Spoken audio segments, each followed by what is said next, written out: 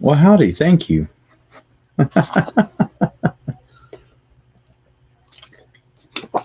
Thanks. It's been a busy day. It's been a good day. Hello, hello. Yeah, I woke up this morning, made my girls waffles. Then we went, took them a little, took them. I took them shopping for a little bit. Then the missus took them to the zoo, and I had a board game day. And then everyone left about 5:30 ish. And then I took the girls out to eat, and we tried to get ice cream, but Dairy Queen didn't have any ice cream. Dairy Queen, their ice cream machines were broken. Why even bother going to Dairy Queen? There's a long line for. I felt like a peanut butter parfait, to be honest with you. I'm a I'm I'm a bit privy to those, and so I was like, "Well, it's my birthday. I'll get a peanut butter parfait." Had to sell for some bluebell ice cream, which was not bad. My wife picked it up for me. Pistachio almond, very good. One of my favorite, actually. Pistachio almond is my favorite type of ice cream. Oh, hello, everyone. Hello. Thank you. And I'm as old as Star Wars right now. A New Hope. Um, so yeah. Hey, I was just watching this guy's top 50, and I forgot that I had hit this thing. Yeah, no ice cream at Dairy Queen. When I was watching your top 50 there, about to make some comments. In fact, I'll go ahead and send it. Gotta see where you're on right now. But fun stuff there. Always like that. I'll watch the rest of it. I peeked ahead, but I'll watch the rest of it. Yeah, no ice cream at Dairy Queen. What was that all about, right? It's right. It's like, well, I mean, it's pistachio almond, so yeah, pistachios and almonds. It's green. That's just food coloring, but I like it. It's my favorite. Um, but yeah. So we it was a fun day. Now the girls are in bed. They got bathed. We went for a walk. I took them for a walk. I love going outside. They loved it too. Um, our neighbors are really nice, and if they're outside, they'll talk to the girls, and we'll have a fun time. And they got seized someone walking their dog. The dog came up, played with them. My girls are not scared of dogs at all.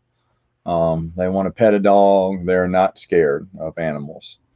So I know some people like my niece, even today, is scared of dogs. Scared of dogs even today. Isn't that crazy? And she's 5 or 6 now.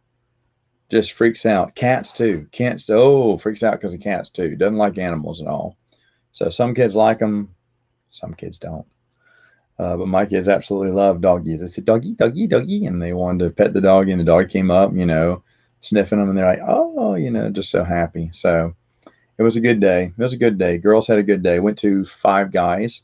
I don't. My taste is very cheap. Well, I get Five Guys in that cheap, right?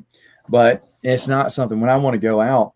Don't think of a nice sit down restaurant. I want to go to a Five Guys or Firehouse. And what made the difference was the Five Guys had hot dogs, which I knew the girls would eat. Firehouse has sandwiches for the girls, but they don't do well on sandwiches. They don't eat sandwiches very well. So they'll just pull and eat the meat off or whatever. It's funny because they like bread, but for some reason on the sandwich, they just won't eat the whole sandwich. So even though I could have gone either way, I'm happy with what I did. Those are my two favorite places, Firehouse Subs and Five Guys. And there's really, I mean, it's funny. I don't know if everyone else is like this, but a lot of the fast food restaurants aren't open inside. Like Arby's is still drive-through only. I want to say McDonald's is here, and a lot of them. And not that that would have made my difference. Not that that would have made my difference, but I mean, I do like some Arby's there. You want some of them? Oh man, this Cajun fries is good. The first time we ever went, we ordered. My wife and I, we didn't know. We were in Dallas, and I'd always wanted to go to a Five Guys, and there's a Five Guys there. I was like, shut up, we're going there, and we're going to Five Guys to eat. So we each got a burger, and then we each ordered, and we didn't know. Al. We didn't know. We ordered large fries, both of us. And I looked in the bag. I was like, what did they do? They filled the entire bag with fries, and they filled her bag with fries. I was like, oh no. And we couldn't eat them. We couldn't eat. I mean, from then on out, I mean, now we get a small fry and split it between the two of us. And that's just right. A small fry is just right. They only put one shovel of fries on top of the cup of fries you get. So that was a lesson learned there. Oh, good, good, good. That's fun. Yeah, I got a lot of phone ones played. It was a fun time. My nephews came over. One of my guys from my gaming group came over. My other friend, he got his second shot, so he was feeling under the weather this weekend. So I should have checked on him, but I don't know how long that takes to get over it. Oh, they did, huh? Spokane, Washington. Believe it or not, I've been there more than once.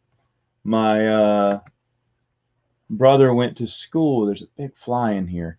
My brother went to school at the University of Idaho, graduated from the University of Idaho. I think it's in Moscow, Idaho, right? And of course, Spokane is where Washington University is.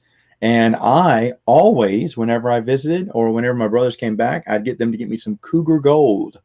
They make their own cheese up there. So I loved it, man. I still his in-laws live up there, and whenever they come down to the holidays, they'll usually bring some Cougar Gold for me because they know I like it so much. But I remember I went up there to their little dairy place, got some, because it was like local. I was like, yeah, sure, I'll try this. I was like, dang, it's pretty good. And I got me some to take home. And whenever my brothers came home and everything, I got some. And shoot, I mean, supposedly there's still a picture of me in a coffee shop in Moscow, Idaho. My brother worked at the coffee shop, and my whole family worked at the coffee shop. Oh, thank you, everyone. Thank you for my happy birthday. Um, but I went and surprised them one week where I was like, all my brothers were going to be there, and they were all working at the coffee shop that week. And I said, well, I'm just going to drop by. Now, I don't drink coffee, but I dropped by. I said, what's up? And they're like, what are you doing here? And we like all hung out for a while. And then the lady owner heard that I was in town, like I was inside the coffee shop, and she tracked me down. She said, hey, she said, you're their brother? I said, yeah, I'm their oldest brother. She went, do you want to work here? And I went, I'm only here for the week. She went, no, I mean, you just want to work here for today. I went, why would I want to work? And I was like, well, I guess I'll work with you. Yeah, I said, I'm hanging out with them anyway, so I may as well work. I said, she's okay, can you make coffee? I went, no, I don't know how to make coffee. She went, oh, do you just want to bust tables? And I said, lady, I am the HR manager for the #1 call center in DirecTV. Of course I'll bust tables. How much fun would that be? And I had the best time ever. I was like, hello, are you done? Can I get this for you? Thank you. By the way, I make more than you. It's like undercover boss is what I felt like. It was a lot of fun. And she took a picture of the 5 of us behind the counter. And I heard, this was like 2 years ago. I heard it was still there. There's a collage of photos from different moments, but I heard the 5 of us behind the counter is one that she still has there today because she loved my brother, my younger brother who worked there. So that's what I heard. Crazy stuff. All right, I missed a few things here. Yeah.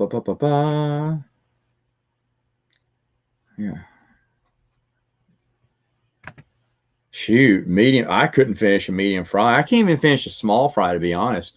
My wife and I have to take it on. I can finish most of it, but I can't finish all of a small fry, I don't think. I'd have to be super hungry. Medium fry, forget about it. Oh, shoot, cutting up and making your own fries. That's nice. I mean, no, isn't that odd? For board games, the one I got is Queen's Gambit, which is way too expensive. I hear Star Wars Risk is really good. It's like a Queen's Gambit light for Return of the Jedi. So I hear Star Wars Risk, which is not Risk at all. It's more after their Queen's Gambit game. I hear that's good. Another expensive one that's probably not worth it, but it's a lot of fun is Epic Duels. That was the episode 2 game. And then I have the entire edition of Imperial Assault, which I still haven't played yet. So I guess on my shelf of shame, I have one game, but it plays so similar to Ascent. It shouldn't be hard to pick up. I'm going to play it later on this summer. Let's see.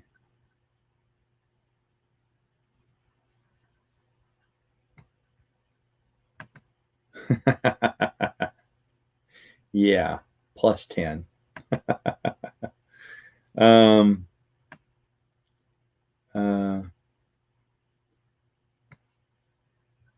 Oh, it's your birthday too. Well, happy birthday to you, man. Excellent, excellent. Oh, hey, Luke. Happy birthday to me. Thank you.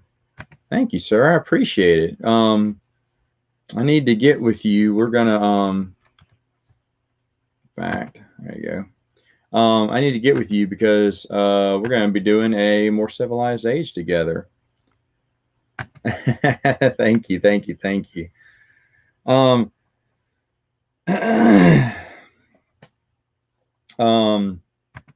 Top 10. Yes, yes. We're going to be doing top 10 top 10 Star Wars games, not games. But I'm going to be doing books and stuff. I mean Star Wars games. I have 1, 2, 3, 4 board games. I have 4 board games, Star Wars themed. I'm looking to make sure I'm not forgetting one. No, 5. I could do a top 5. Could I do a top 5 right now? I have never played Imperial Assault, so that's got to stay number 5 since I played it. Then it's going to be Ewok Save the Trees, which is a children's game. Then it's going to be Sabacc. Then it'd be Epic Duels. Then it'd be Queen's Gambit, probably. There you go. Of the games I have. I hear Imperial Assault is great. Is great.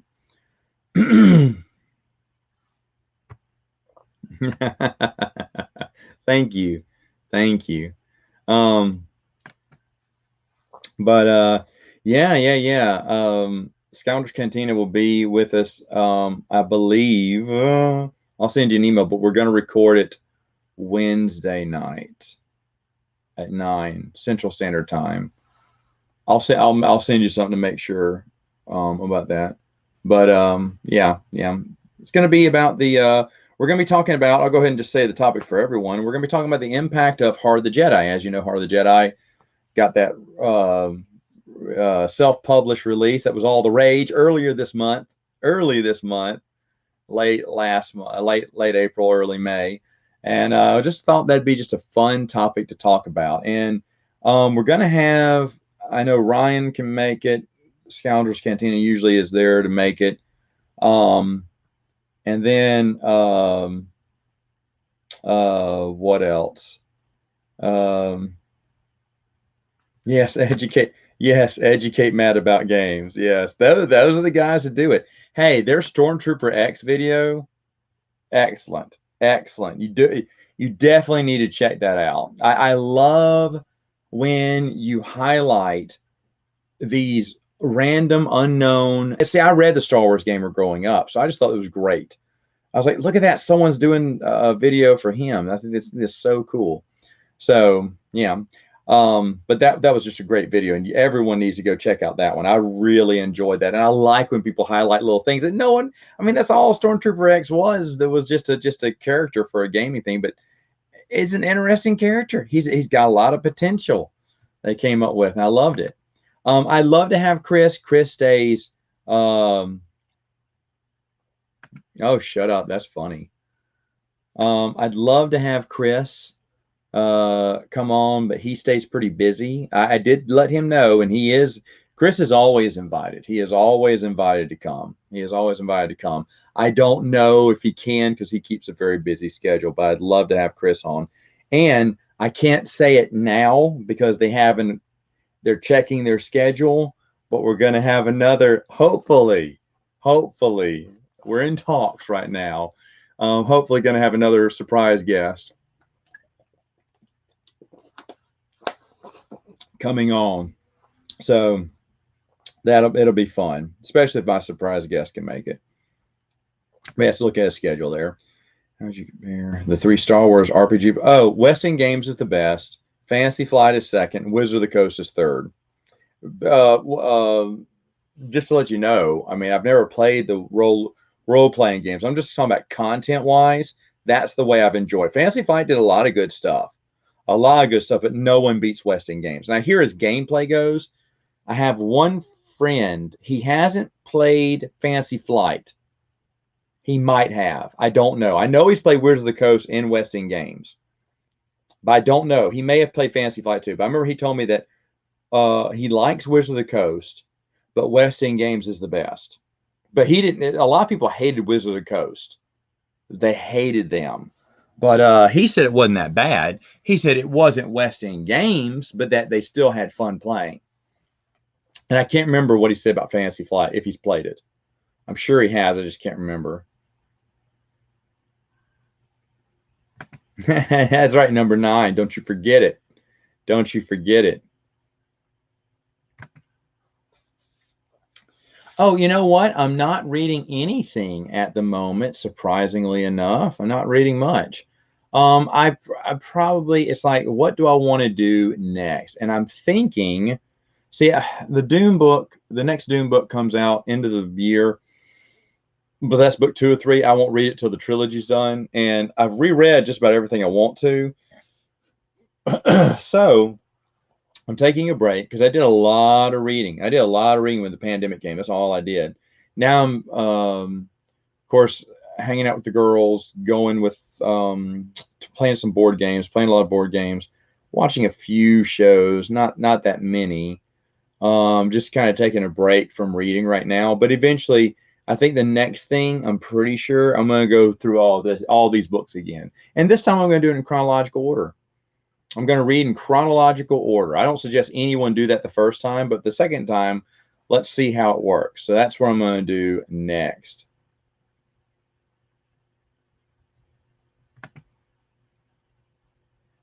That must not be for me. Okay, here we go. New Lost Worlds material. No, I have not.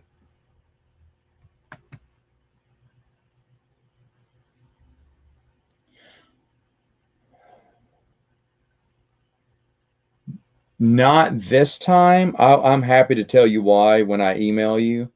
Not this time, but we need to. We need to for you.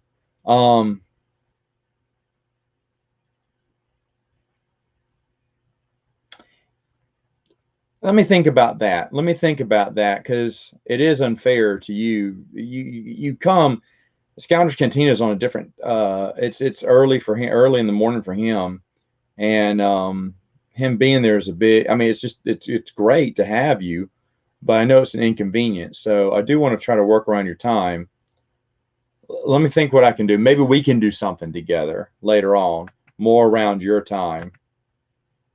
I know, and that was terrible. I know, terrible. You were having the problems with your cat too. I remember.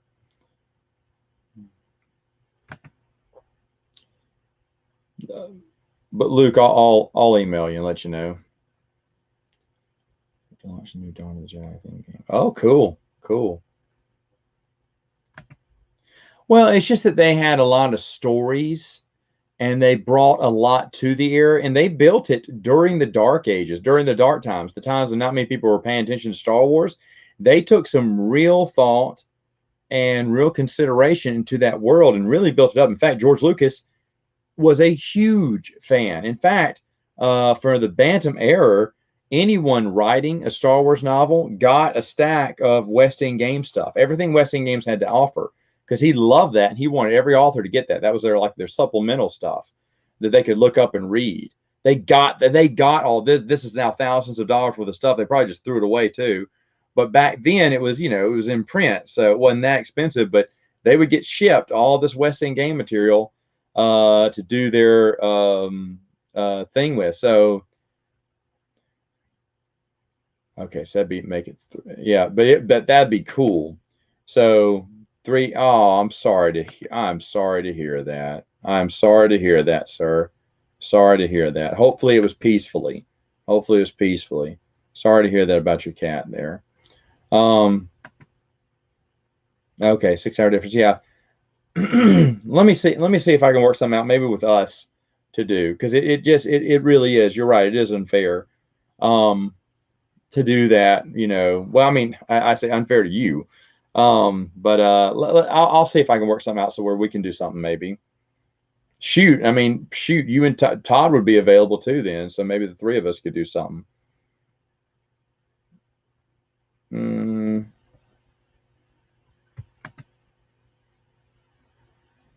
Oh no, no, no, not at all.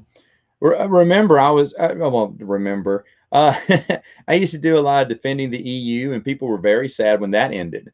So you're not going to do any more of your videos? I said, well, I will if something pops up, but and every once in a while, mainly for Matt chats, I'll talk about that type of stuff, giving rebuttals to people, but it doesn't happen that much anymore. So why do it? So Matt's Expanded Universe will still go on, just not very much, here and there. Every once in a while, you'll see one, but then we're just going to go on to something else. I mean, there's always the plan, just going to something else. So it's going to be exciting. Going to be a lot of top tens, top fives, whatever.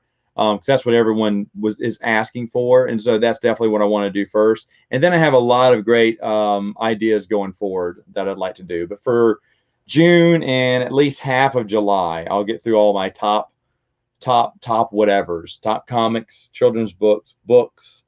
I don't know, going to do a few of those though first. Yeah, I don't know. I don't know. I don't know if they when it comes to children's books don't get reprints unless they're super popular, and I don't know if Scholastic is into doing stuff like that. They did a lot of those young adult books back then, and that's what makes them so expensive today, and it sucks. It sucks.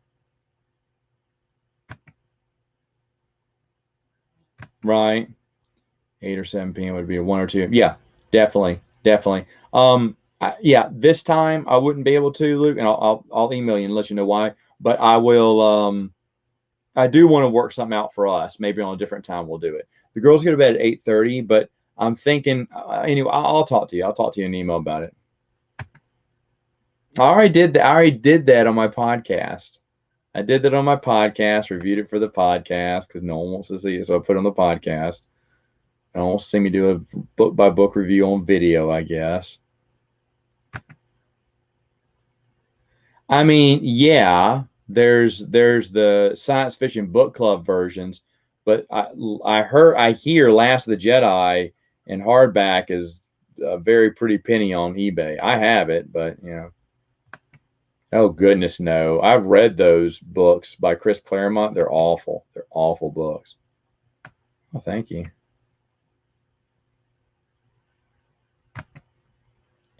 I mean, yeah, a long time ago I said that we better be there's that fly, dadgummit. Need that fly swatter. Um, that it'd be nice, but the thing is, there's not one fan who could basically have enough authority that everyone would respect and no one would pay attention to them. That's the problem with a fan doing it. If you have a group of fans, Now, if it was someone like, a Stackpole or shoot, even a Kathy Tyers who said, "Hey, look, I wrote this short story about, this story. It happens in Legends universe. It's not canon. I just wrote it." Every single person would consider that canon, right? Because it came from a Star Wars author or someone who wrote fiction, short fiction, like Ryder Wenham comes up, he never got to write a novel, but he wrote some children's books, wrote some short stories. If he was to do like, hey, Matt, I wrote a little novel about Kyle Katarn and what I think was going on with him during the New Joe Order era, that would be accepted as canon for as long as it fits. And I know Ryder would make it fit, but that type of stuff you could easily accept. But coming from just a fan, some people like, some people don't. So not everyone's gonna take as credit. So for right now, it'd be kind of hard to continue just as a fan thing. I'm not into Star Trek expanded universe. It doesn't. It start the books contradict the books. The TV series contradicts the TV series. The movies contradict the movies. They go loose and thin on their continuity. I enjoy Star Trek, but they're not very big on continuity.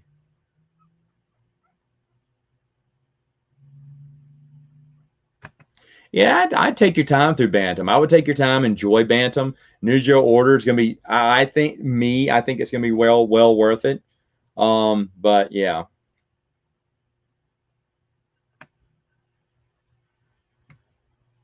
I just have to be, yeah. Can't be all loud and obnoxious. What a loud American. Loudmouth American, right? Yeah, well, Bernardo knows this because I talk to him just about every day now. We did I was looking at a board game I really enjoyed, and I'm going to do a review of it. It's going to come out this month or next month. I can't remember. But I said, man, this is a great board game. So I looked at the designer's name and went, huh. I said, that's weird. I said, it's the name of an author I know. And then I went online. It's the same author who wrote a Star Wars book. He designed it. It is, so everyone's going to ask me, Jeff Grubbs, who did Scourge, and I can't find it. I can't find Scourge on here. But yeah, he designed a board game a long time ago, which I really enjoyed. And it's the same guy. So that's funny. Science Fiction Book Club isn't a thing anymore. It's not a thing anymore. It's defunct. But that's why a lot of those books, hardcovers, go for a lot of money now.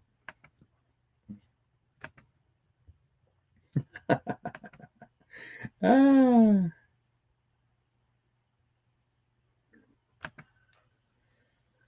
How his origin was smoothed over. I mean, there used to be an article on StarWars.com a long time ago. Probably when I was doing these, there was an article that came out just talking about New Mandalore and everything, and Boba Fett, if young Boba Fett eventually going under a pseudonym, Jaster Muriel.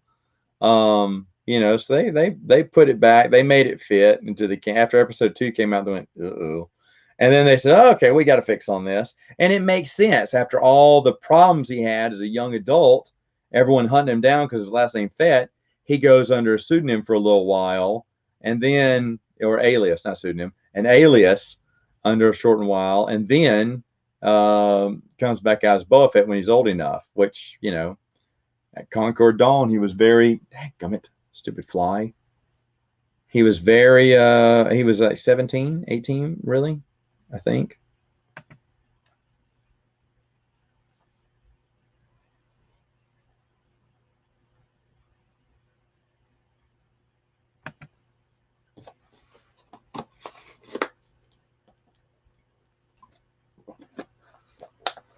Really? No, I did not know that. Is there a good way to be punched in the face? Is there a good way? I know some people are enjoying it. If you want to know a breakdown of Bad Batch, you need to check out Scouter Santina. He's been doing that. For me, the new canon's not worth it for me. 3PO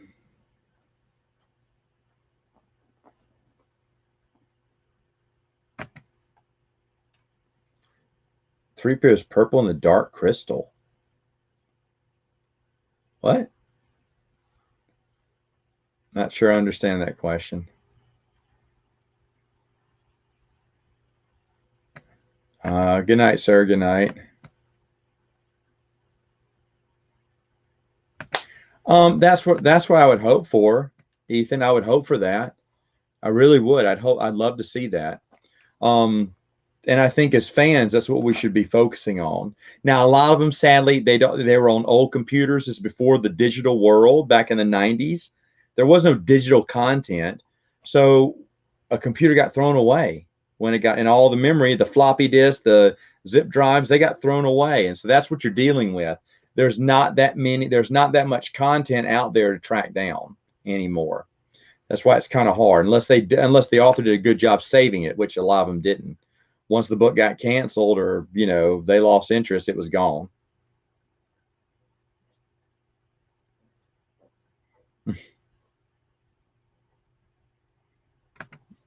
That's one of them. Yeah, there's a few others. There is another. One or two more, 2 or 3 more, 3 or 4 more. Yeah, it is. It is cool about the audiobook from Shatterpoint. Oh, I'd love to see that. I'd love to see Unabridged of everything. I, I think so. I think that you're going to be shocked, but the X-Wing novels, even though they don't star any of the big wigs, well, most of the time, they're very good. They're very good, very good. I think you're going to love it. That's what I hope. Maybe we can work together and, as fans, do a petition, or light up his email one day asking politely. I'm thinking maybe we get a coordinated effort. That would be nice. That would be nice, because that was the one we know. John Whitman has two stories called Star Wars Fairy Tales, young adult books, starring a young Jason and Jaina, that got canceled by Scholastic last minute and replaced with Jedi Apprentice. So he has those somewhere out there, just trying to track him down and get them. I mean, I don't know. There's one or two other ones out there. Joe knows one of them. And I think he told me there was another one, but I can't remember now. Oh, Crystal Star. I should have guessed that. Dark Crystal. I was like, Jim Henson's Dark Crystal? I don't think he was in it. Yeah, he was under. They all were. Remember? I think who someone had a beard, and they all were in disguise at that time. Mm-hmm. Yes, they will introduce characters from the X-Wing novels just because they're so popular. I, I would read the X-Wing books. I definitely would. They're just excellent.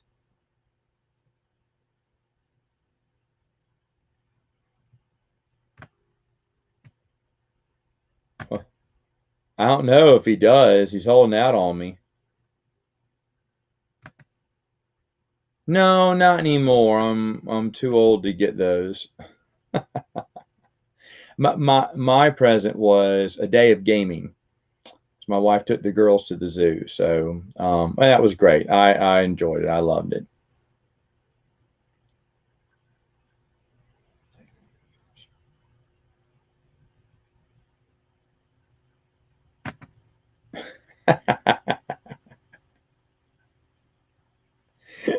Those are two of my least favorite. In the Bantam era, even though Tatooine's Ghost was a Del Rey novel. Pun intended. Pun intended there. It's not all dogfights. That's what you would think, but it's not all dogfights. It's really some good character development in there. No, they're supposed to be a prequel, but they're not. They're not good. So I mean, there's some good stuff in them, but a long time ago, Stackpole said he was going to have them connect to the very first novel, and they didn't. They didn't. So that plan didn't work out. But um, they're not as good as the regular books. There's some good arcs, but it's not as good as the regular ones. No, I don't have that Xbox. So I would though. I'd be terrible at it because I haven't played a game. I haven't played a video game like that on a console in years now. Years. Those Marvel Epic collections are really nice.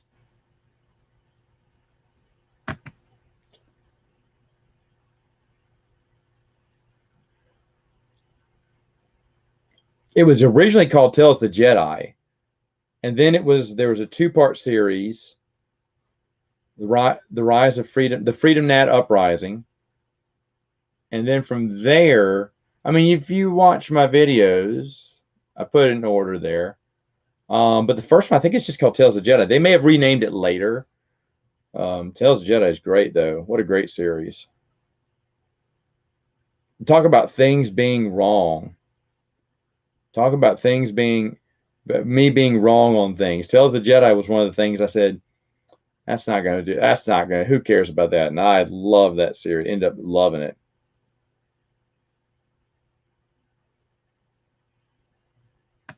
Yeah, Aaron also had a lot of ground fights.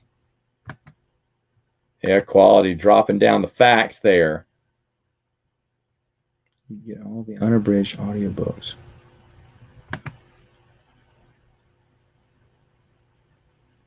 Really? For free? That's interesting. Chuck Dixon. I mean, come on, I'm a 90s kid. Chuck Dixon, hands down. You know, he has his own YouTube channel. I don't know if you know this. He has his own YouTube channel. It's fantastic. He does a video answering questions every Wednesday. Love it. I mean, it's got to be Ostrander. I love Veach, but it's got to be Ostrander. He's done so many great, great stories.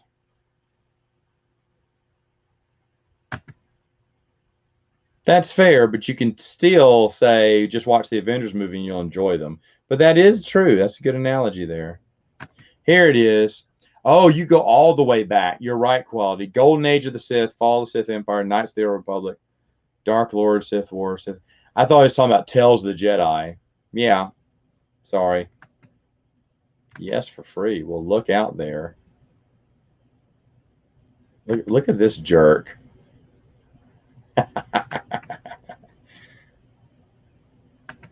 I thought Truce of Bakura was great. I thought Truce of Bakura was great.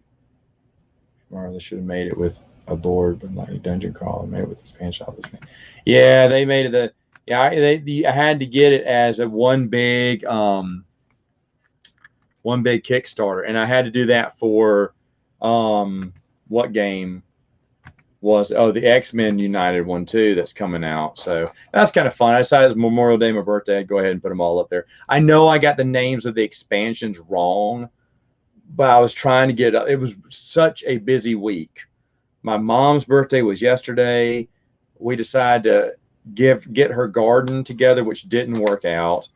Me and my sister-in-law weeded it, which was my one job because I don't know about planting potted flowers and stuff. I don't know. I mean, if someone was there to tell me what to do, I'd gladly do it. But then it got into a push and pull on what mom should get. Mom wanted to get this. Everyone thought she should get that.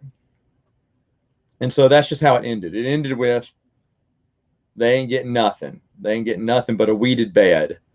And I did spray weed killer on everything, even though it didn't kill the grass. My sister-in-law thought it was going to kill the grass. This isn't a grass killer. It's not going to, because there's grass now in her beds. They haven't been weeding so long. I said, that's grass. It'll kill that too. I said, I don't think it will. And it didn't. It didn't. So it's not completely weeded. But so that's what I was doing all week long and trying to upload those videos last minute. I was like, oh man, I need to get these in because the weekend's going to be really rough. And I think I did like I preloaded them on a Wednesday or Tuesday, early last week because I just knew my week was going to get so busy.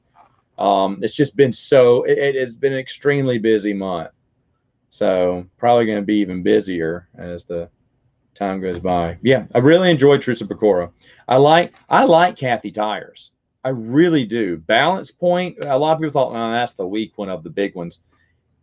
No, there's a lot going on, but she goes the exact opposite direction of what people think she should do.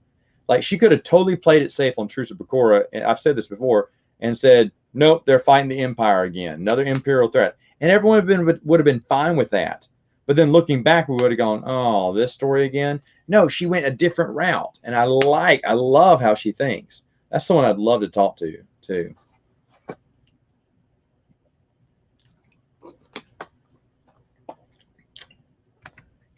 Yeah, me neither, man. Won't be out till next year, but I can wait. I like Scourge too because it didn't have the big three. It had Jaden Core in it, and that was unique, and that was different. And I mean, is it the best one ever? The best book ever? No, but it's not a bad. I don't know. I just found it interesting. I mean, it is a little confusing at the end. I won't lie. A little weird. But I enjoyed different.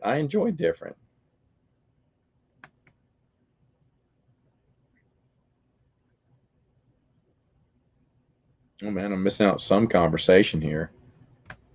Let's see if I missed out anything else. How's my birthday been? Pretty fun, man. Pretty fun. We played a whole round. There was for a hardcover of Scourge for the Science Fiction Book Club, but I bet that's hard to find too. Anyway, though, yeah, we played through all the scenarios of Project Elite, the new one, and it was a ton of fun. Where's Scourge? There it is. Oh, yeah. I knew it was up here somewhere. Oh. There. Hardback. It's Science Fiction Book Club one, so I don't know. That it may go for a pretty penny now. And I bought and Jeff Grubb. That's the guy who did it. He's also the guy who designed Buck Rogers' Battle for the 25th Century, which I absolutely love. But yeah, I got that when Science Fiction Book Club was, going strong. The Scourge has the best cover. Huh? Oh, Riptide and Crosscurrent were. I'm sorry. Who was Scourge? Scourge was just some random Jedi then, right? You're right.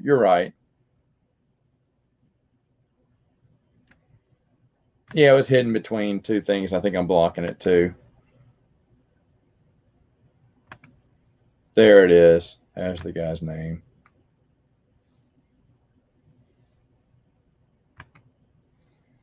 Are there any other ones interesting to me? As vintage goes, no. I traded the Battle of the Starlight Pit. I don't regret it. Looked beautiful, but it's kind of a generic game. And one guy really wanted it, and he traded Ice Cube for it, which is a $500, $600 game.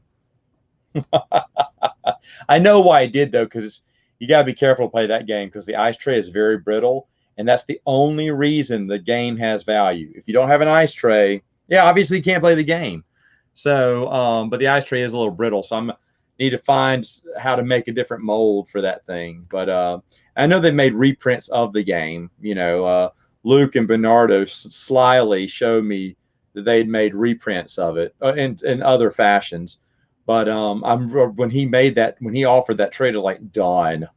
I wanted Ice Cube. So, but I don't miss that one. Ewoks Save the Trees is fun too, but I mean nothing big. But I can't wait to play it with my girls when they get older.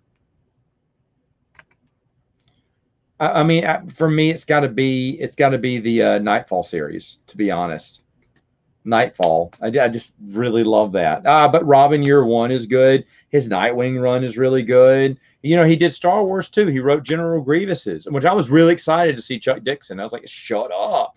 And he did a great job with General Grievous. I even asked him to come on the stream with me and talk about it, but he never responded back. I said, you can push your channel too, man. Big Chuck Dixon fan.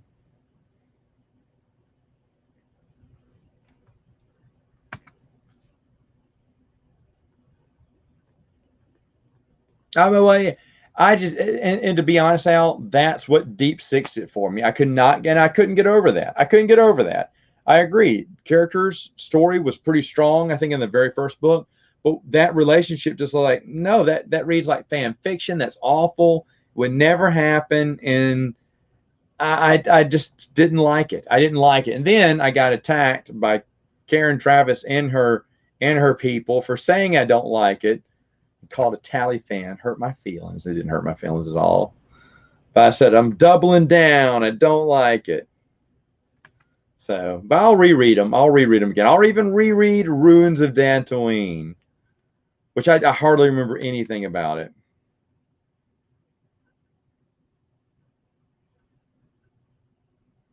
Oh, I've missed a question there, so I don't know what that means.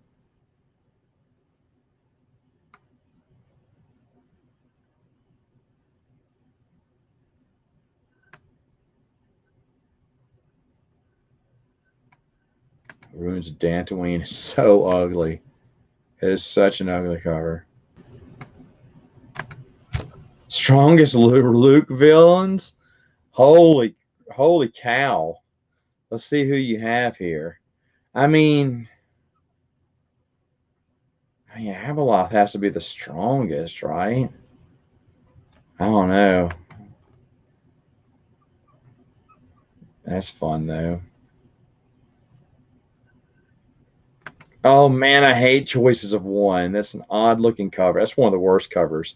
Well, Ruins of Dantooine, because they didn't try at all. My brother followed the Robin comics, and they're really good. Ron went on his own.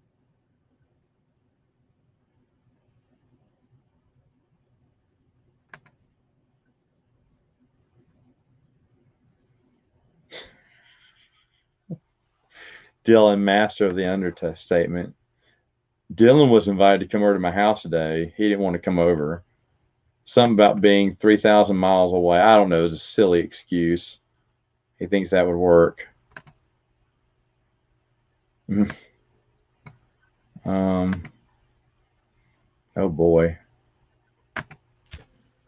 Favorite wrestler? Favorite character? That's a good question, Dylan. In fact, I was just talking about wrestling last night with someone. Yeah, yesterday I was. My brother-in-law. Because he's watching the A&E behind the scenes of the wrestlers. I mean, Triple H. I was a big Triple H fan back in the day. I hated Stone Cold. I hated Stone Cold Steve Austin. I didn't like him at all. I just didn't think he could wrestle very well. You know, he has all attitude thing, but if you don't wrestle well, then why bother? Um, I love Kurt Angle too. He was fun. Edge was good. I didn't watch it back in the 80s that much. I knew about it, but I was too young to care. So 90s for me is where it was at. The Rock, of course. You always love The Rock. Those type characters, you know, that were really good.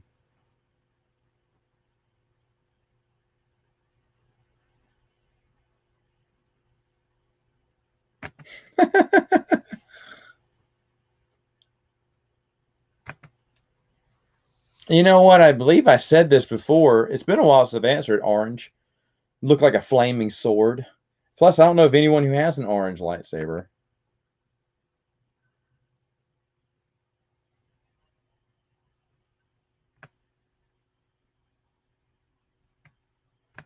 Are you talking best villains? I mean, yeah, most classic, right? I mean, probably, I mean, Emerald Dawn. No, Emerald Night. Is that what it? No, Emerald Twilight. That's when he goes crazy. Hal Jordan, right? Yeah. Emerald Dawn is good too, but Emerald Twilight. Nightfall, of course. I like No Man's Land. You talk Batman. I can talk about Batman. Hush is great. Batman versus Predator. I like all three of them, even though the first one is the best. I can't think of anything for Superman. Superman for All Seasons was good, but I don't like Superman as a character. Um, who else do I have? I mean, I remember Zero Hour. It's probably not the best, but I loved it back in the day. Final Night, I enjoyed. Their big crossover ones. Crisis on Infinite Earths, I really loved as a kid. The Killing Joke, single standalone story, still bone chillingly good. I'm sure there's others in my collection I'm forgetting right now, but that I like a lot of DC. A lot of DC is good. Um, A Lonely Place of Dying is good. Lots of good ones. I realize that. I never watched him as Stunning Steve. But then in WWE, you could tell he was wrestling. Well, when I say stiff, that means something different in wrestling. But he was just not caliber. He had a lot of charisma, and he got the fans behind him like you wouldn't believe. People loved him. My roommate loved him. That's who got him into wrestling, was Stone Cold Steve Austin. He loved that guy, and I was like, yeah, I guess, but I just didn't like him because he just never did anything in the ring. He was just so weak in the ring, and yeah, he couldn't do much. Talk about that for the last 20 years of Hulk Hogan's career, right? He couldn't do much, but people still loved him.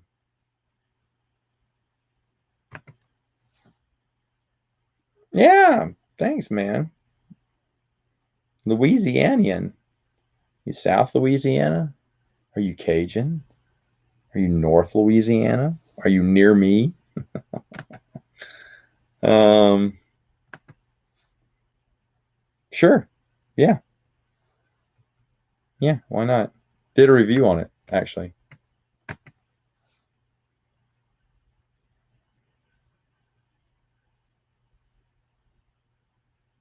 Oh, well, you're welcome, Curtis. Thanks. Glad I could help. It's fun for me. Yaddle used the orange light. Did she really? I don't remember that. I mean, you're probably right. You're probably right. I just don't remember. I just know I just never saw someone with an orange one. That's awesome. Good for Yaddle. Yaddle, the least known Jedi on the council from episode 1. Of course she would have one. Bonesaw McGraw. It's great.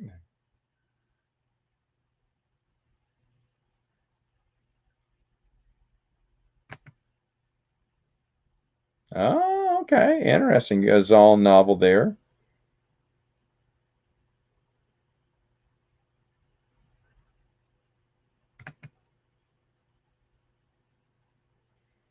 Actually, Gambit is Cajun, which is why I used to love him so much.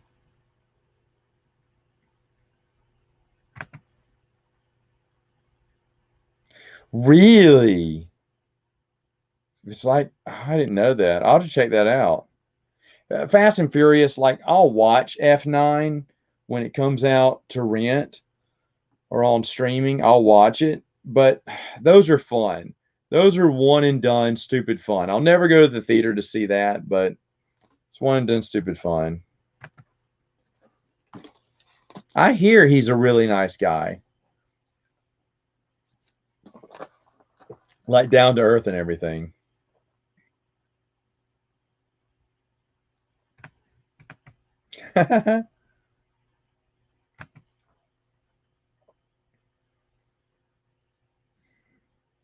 I mean, Kiadi Mundi, but that's probably because of Ostrander's story.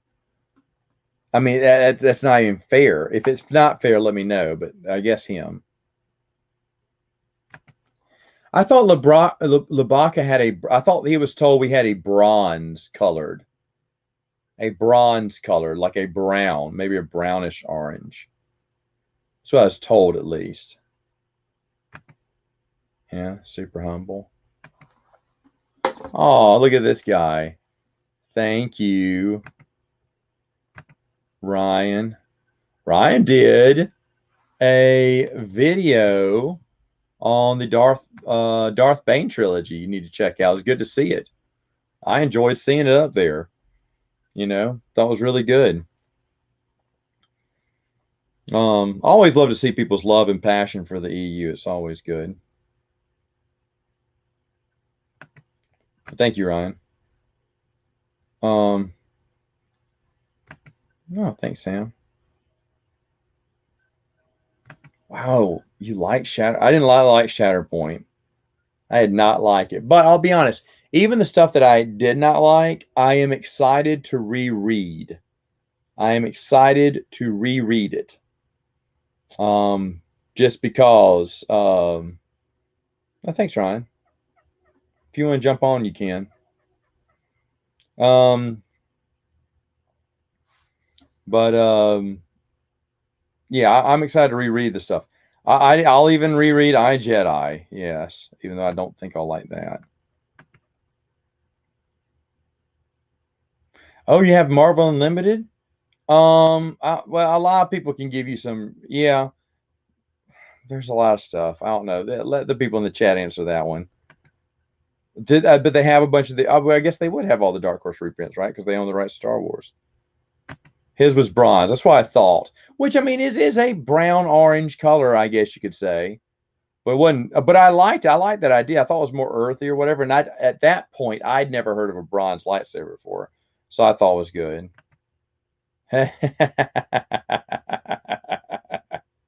I have been there many a time in the Dallas airport traveling. Dallas and Houston are the two. If I travel with my company, those are the two airports that I'm spending the most time in, Dallas and Houston, all day long. So, yeah, Ryan went out and visited Texas, but he wouldn't make the time to come see me on my birthday. All I had to do was to stay an extra day. It'd be worth it. Uh, but let's see.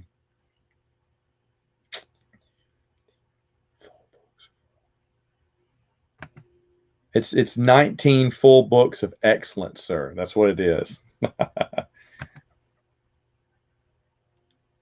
I'm gonna do that video next week. I promise. Promise. Oh no, that sucks. Oh, oh, that sucks. They now I'd never stayed there that late. Dang, that is late. You must be on the last flight out or something. Shoot, man. What time does your flight leave? I think you're going back home. So they probably for my town, my small town, the last flight out is I think 9:15 or something. So that's the latest I've ever had to stay.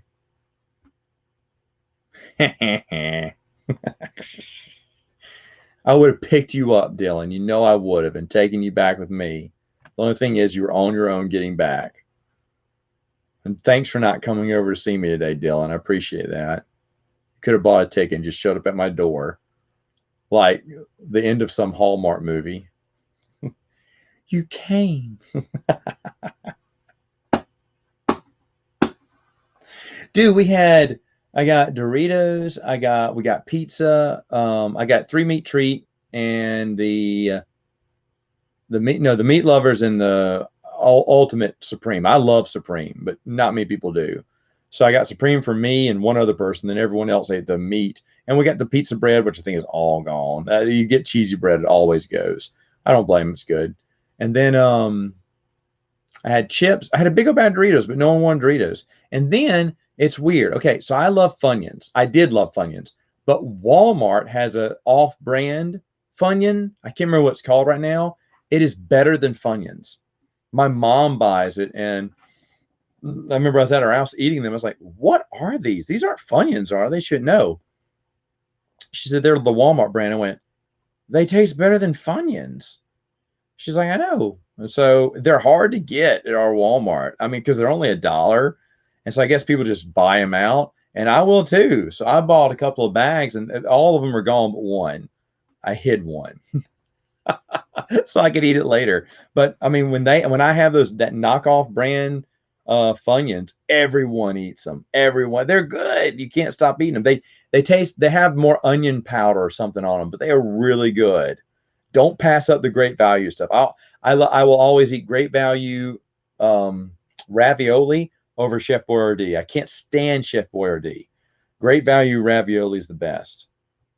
Not that anyone cares to hear that, but it is. It's true. It's true. Listen to my wisdom. Listen to this old man's wisdom. What do you do at the airport when everything's closed? Oh, you know what? I had to spend the night at the airport. Actually, was it DFW? No, it was Atlanta, which I swore, and I haven't since. I've never been back. I will rearrange my flight not to fly through Atlanta ever again. I got stuck in the airport because of incompetence from the airlines and everyone else involved, and was there all night. The TVs, they do not turn off, and they're super loud. The lights are always on. The vacuums are running. There's like tons. It's just as noisy at night as it is in the day. And I could not find a place. I was the only one there who wasn't on the janitor staff cleaning. And you can't get comfortable because all the chairs have armchairs onto them. And I just couldn't find a comfortable place to sleep. So I would sleep. I tried to sleep under the chairs to get some shade to, not have the lights on. But the TVs were super loud, vacuums going, and I couldn't sleep. And I was so tired. And I walked everywhere around Atlanta. I mean, everywhere around that airport. There's not a spot in that airport that wasn't open to civilians that I did not set foot in because I was so bored. And the next morning, I tore into that airline. And there's another airline that lost my bags. And 4 days later, I called them. They said, "Yeah, we have them. Do you want them? You guys said you were going to deliver them to me. You asked for my number and my hotel. But because I never called back, they figured I didn't need them." And I've never flown with them again. American Airlines. I'll never fly with them again. Ever. Ever. I fly with Delta or United. I don't like either. I love Southwest. Southwest is the best one for me. But Delta and United, never again. Heck, if I have it my way, I'll never fly again. I don't mind flying, period. I just hate all the airlines except for Southwest. All the airlines don't care about you at all. It's the worst service in the world, and they won't bail out money. They're an awful, awful, awfully run companies. Oh my gosh, I don't even know. It's called Star Wars. I don't know though. That'd be a good question. I mean, a good answer here.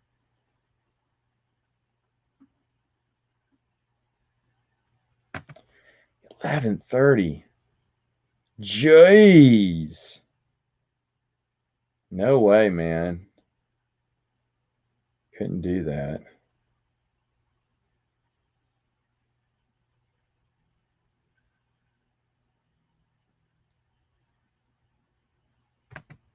Oh, that sucks, Dylan. That sucks.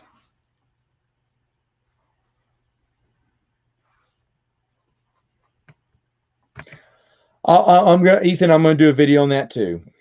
I'm gonna do a top 10, then probably a top 20, like tell you 11 through 20, because I think I could do that. Because when I was doing it, I was writing it down. I said, "Ooh, I could do almost a 20 here," and I did. And then maybe one on children's books, worst, and comp books. I think are the videos I'm going to do. I don't know in which order. I mean, top 10 books first, because that's the one everyone wants.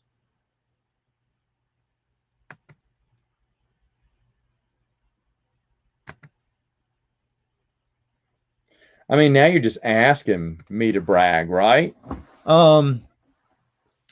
Games I always win. That's not, it's very, people will tell you I win everything, but I don't. I've been on a losing streak lately. I mean, I'll be honest. I'm really good at Twilight Imperium because I know I don't get lost in the game anymore. The first time I did, I learned my lesson. But people, when you play that, you just can't help it. That's a game you could, and I can happily lose at that too, because you're building your own empire. But I just love that game that you have to be patient. You have to wait like 2 or 3 rounds before you can finally score one stinking point. Or if you scored 3 in one turn, that's amazing. I mean, we're talking about a game that takes 6 hours to get to 10 points, right? Or 8 hours, depending on who you're playing with. 8 hours to get to 10 points. That seems like, oh gosh, why would I want to play that? And if you play it once, you'll be like, has it already been 8 hours? What happened to the sun? What was going on? In fact, that's what some of my gaming group was wondering if we were going to play, but some of them begged me not to because they had to work this afternoon and evening. I don't know where they were working, but I know 2 of my nephews couldn't make it, and someone else had told me if I'm going to do it, he wouldn't be able to join. There's a few people who wanted to do it, and we could have played it today. We could have. And for like half a second, I was thinking about, this, I'll talk to you. I was thinking about doing it, but we didn't play it. We went with Project, and I'm happy we went with Project Leap. I found out one of my buddies had never played it. He's played the old version with me. He said we played the old version last year, and I guess I did play it once last year, but he said we never played the new version together. So he was happy to play it. And I like the new version. I almost, Bernardo, got down the old version. I almost did, but my buddy said that he had never played the new version. Because at first when I said old version, my neighbor's like, yeah, with the mega monsters, right? And I love that one.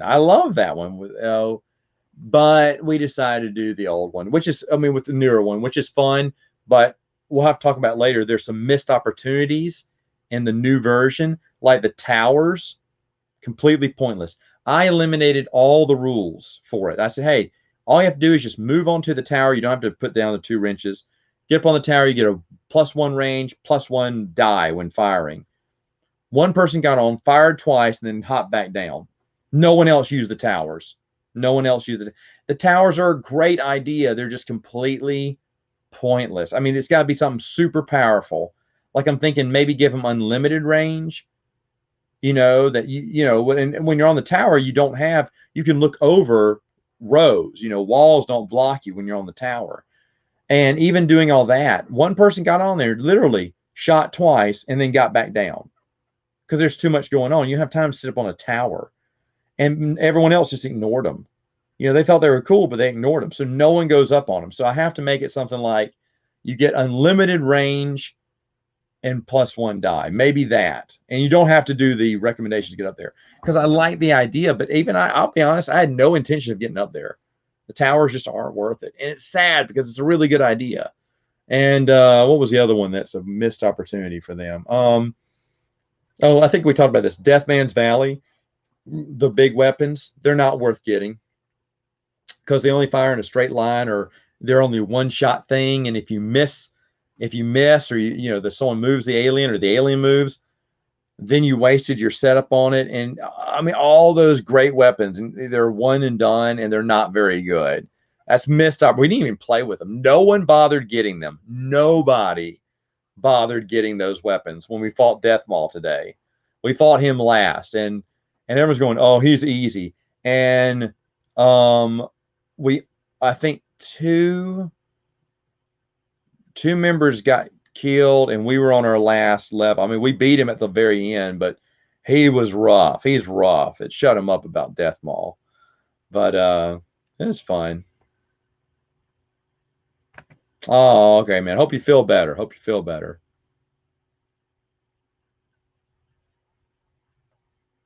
Thank you, thank you, thank you. That's fine. I mean, if you haven't bought a version of it, then get that one because it also comes with a short story.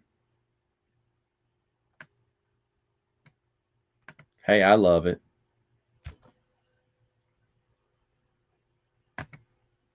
I agree. Amen to that. I agree to it. That's why I never fly through there again.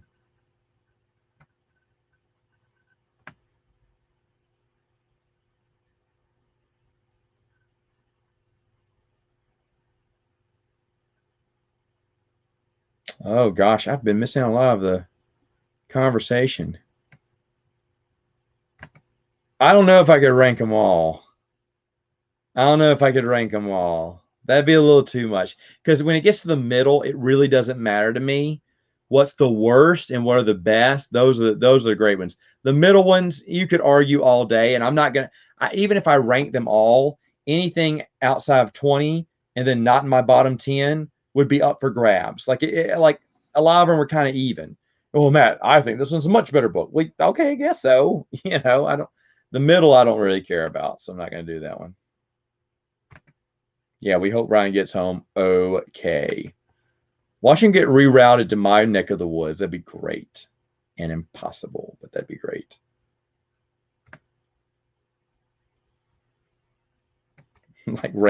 like ranking the books? Nah, I probably wouldn't do that either. No, but I hear it is grand. I hear it's pretty good. What was it? Luke from Down from the Attic reviewed it. It looks good. I'm just not a big ghost. I mean, I like Ghostbusters. I'm not a huge Ghostbuster fan. I'll be honest. That Kickstarter exclusive content box has been up twice for a pretty decent deal, and I thought about getting it, but I was like, I just wouldn't play it. Ghostbusters aren't my big. I like them, but they're not. That's not something I play a board game on. I'd play it maybe once if I was at a convention, though. Bernardo, we need to play Ghostbusters, the game, if ever they have SpringCon again. And Dylan, you need to come in for SpringCon, jerk. You need to paint. If you need to paint something, you can paint mine. Paint my minis.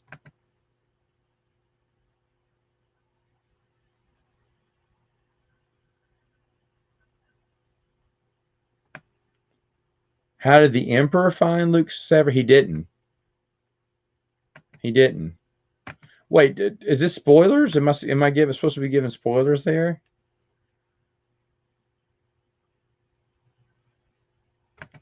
Yeah, I thought about for a second to do them all together, but A, that was going to be a big video, and B, if you're gonna and I didn't name them right. I know I didn't. Like it's Tales of Asgard, Guardians of the Galaxy Remix. I think I did the Spider-Man ones right. I didn't know what to call the Marvel Kickstarter box. And then Rise of the Black Panther is what it's called. But the thing is, though, I'm just going to type in those names when I need to look it up when I'm playing a specific expansion. And like I said, Rise of the Black Panther short and sweet. It's not a bad thing, but I don't think people gave it much thought. I don't think Simon gave it much thought. With Guardians of the Galaxy, that Plan B is fun to play with, but again, that's all they got going for them is Plan B. Rowan's a good character too. Thor's really fun. The secret person as Thor is really fun. Makes you get paranoid. Spider-Man is the Enter the Spider-Verse is the hardest. Green Goblin is one of, besides Thanos, Green Goblin is probably the hardest villain to defeat by far, and that's because Spider-Ham is so weak. He's the worst character in the entire series, but people are going to get him because they think he's funny.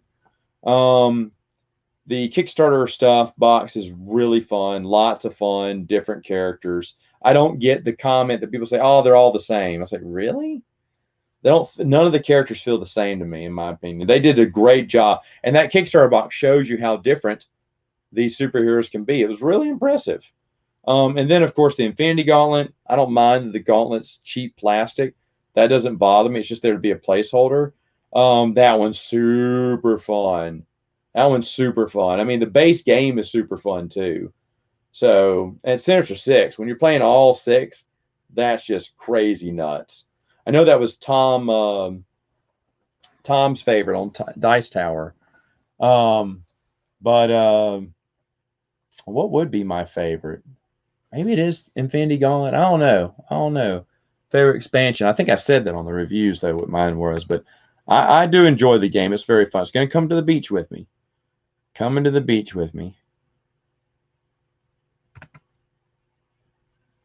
Oh, that's not a book. That's the Jaina figure. It's my Jaina figure. My girls probably grabbed it and turned it to the side.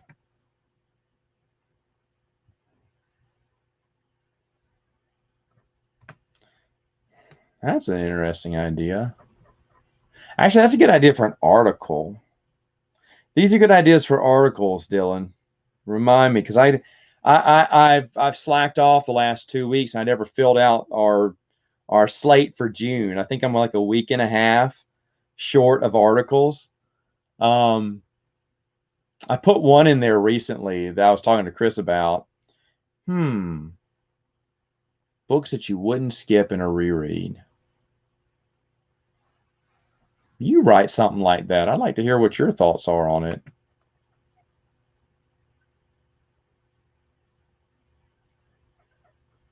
Oh my goodness.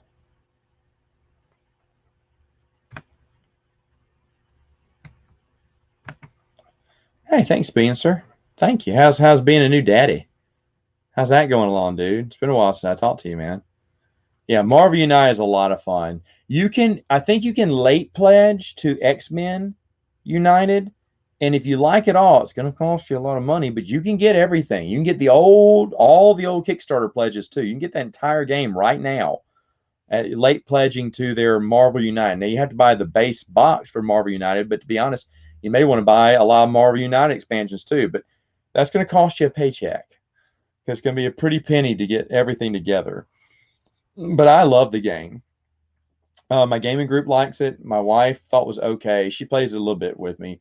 But my nephews are going to absolutely love it. I'm saving it for the beach in August. We're going, and that's definitely a beach game. Project Elite was going to be a beach game, but now that we've played through it and we played Formula D, which is always something we bring. Well, I forgot we did that today too, because Formula D is just smooth and they love it.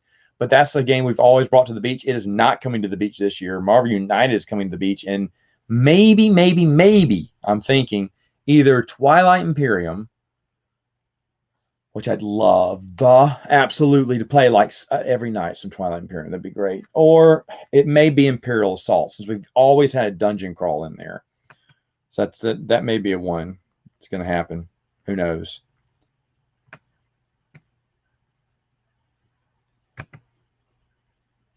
I mean, other people have done that. That's a good idea, but I don't think so. I don't think I would, because I would always miss someone. I'll tell you why. I'd always miss someone. Then everyone would go, "You didn't mention so-and-so." And I'd be like, "I don't know." And I don't play the video games either. So there's going to be a lot of people going to say, "Oh, you didn't put him in." Oh, well. But you've read a lot of the novels, though, right? You've read a lot of the novels. I thought about doing an article called Reread, like as I'm going through these again, if my opinion has changed.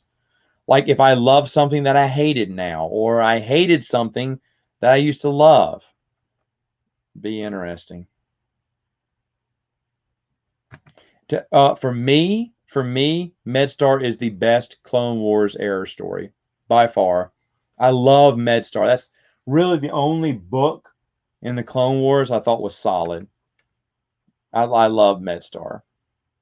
Thank you, David.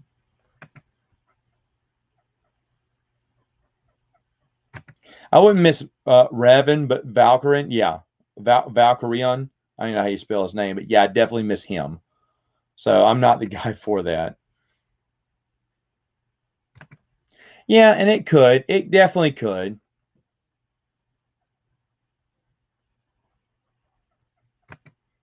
Is his birthday today? Or was it yesterday? I think his birthday is on the 30th. I don't know. Could be wrong on that. I don't think you should look for any sci-fi book club's gonna be super expensive unless you have a lot of money. Yeah, go for the paperback though, because a lot of those sci-fi book series, the omnibuses, are very expensive, very expensive. But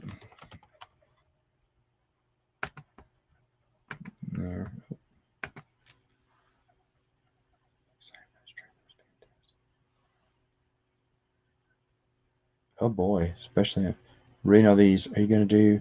Yes, yes, I will. I will. I will do that one. It's supposed to come out soon. Soon now, it's supposed to come out.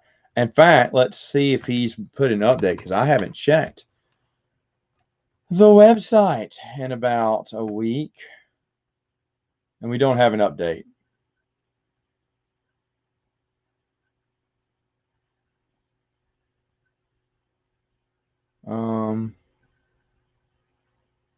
Yeah, he still hasn't posted any updates on it, but I hear it's coming soon. I haven't talked to Joe in a while, but I heard he was getting it done sooner rather than later, so we should be seeing it soon, hopefully. And yes, I'm going to reread it because I read the first draft and it was good, but there's like 400 more pages, I think, to this one. And he did say a lot has changed, not too much, but some things have changed from the first time I've read it. So, because I did think about doing a review of that book in chronological order, it takes place, if I'm not mistaken, it takes place after Legacy of the Jedi, between Legacy and Fate, I believe, is when it takes place. And I was going to do a review on it, but I thought, no, he's going to finish his, re-release, and there's 400 more pages, and he's done different things on it. So I should wait for that. No, I haven't. I haven't read that. I would definitely try it. Yeah, there's nothing wrong with getting paperback. I know if you're like me, you love everything in hardback, but just because it's out of print, they're just going to be expensive to get. That's just the reality of it, sadly.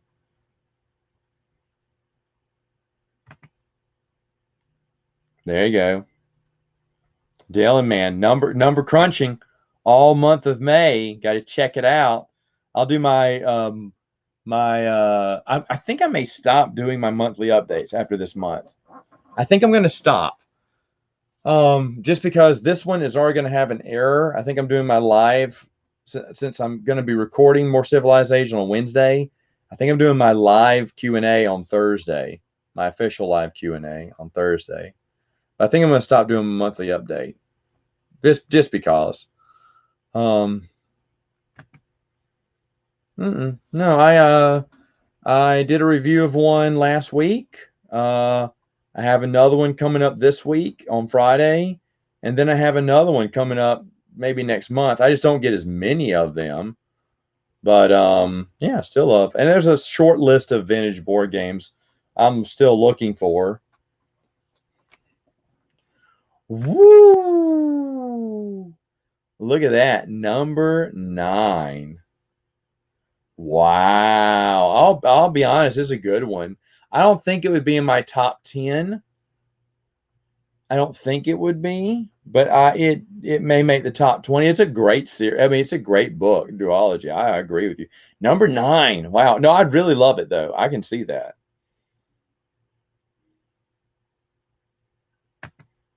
I mean, are we doing spoilers?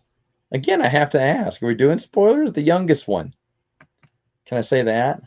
Or would you know who it was of the 3? The Frank Miller run from the 8, yes. If that's what you're talking about. I read before, during, and after it, and it's such night and day. You read the last Frank Miller story arc, and then you read the first one written by another person, where it starts off where Daredevil's on a skateboard trying to show all the kids how cool he is, how he can skateboard really cool. I'm not making that up. That's the very beginning of the comic book. You're like, what is going on? After all the stuff he's been through, he's now skateboarding with some kids. It is awful. And you could tell the writing just went down from there. But I guess they wanted to lighten him up. Yes, I have. I think it's phenomenal. I think it's fantastic. Watched that in theaters, I think, back in the day.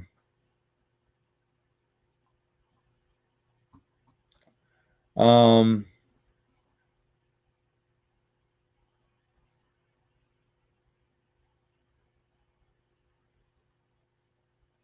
guess you're not answering the question during this.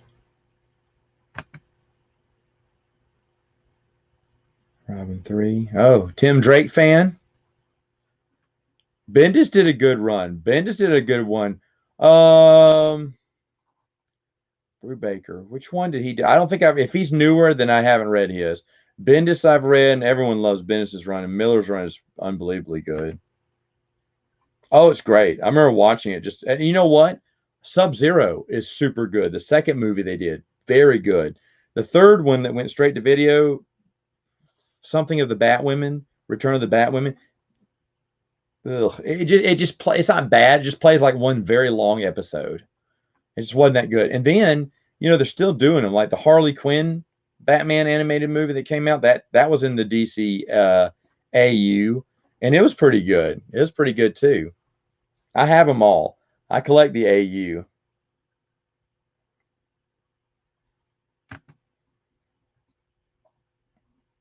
Robert Hamster.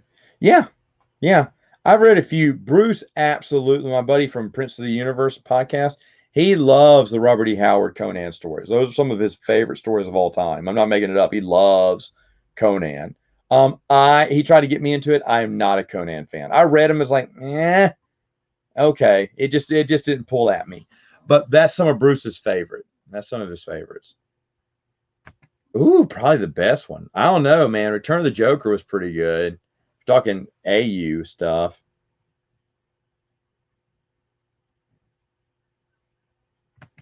Yeah, Al, I had a bunch of books. I sold them. In fact, you could see them in some of my board game reviews. There's a stack of white long boxes. That was like I had like 8 or 10 long boxes of old Marvel, and it was fun to read, but didn't have some my.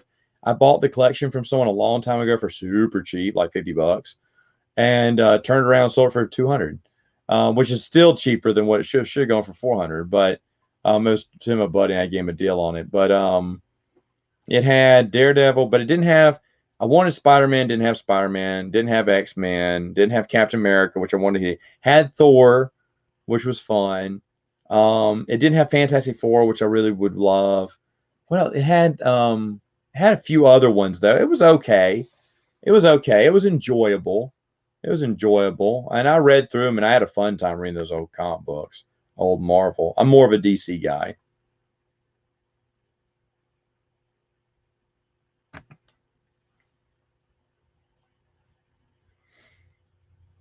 Oh, I just recently watched those with my little girls, and they had a great time. They had a great time. In fact, they're sleeping with my two Ewoks, Lurdo and what do we call the other one? Can't remember. Lurdo and Endor.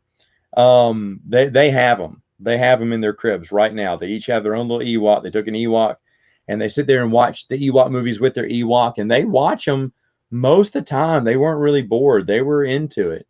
So fingers crossed. I have Star Wars nerds for girls.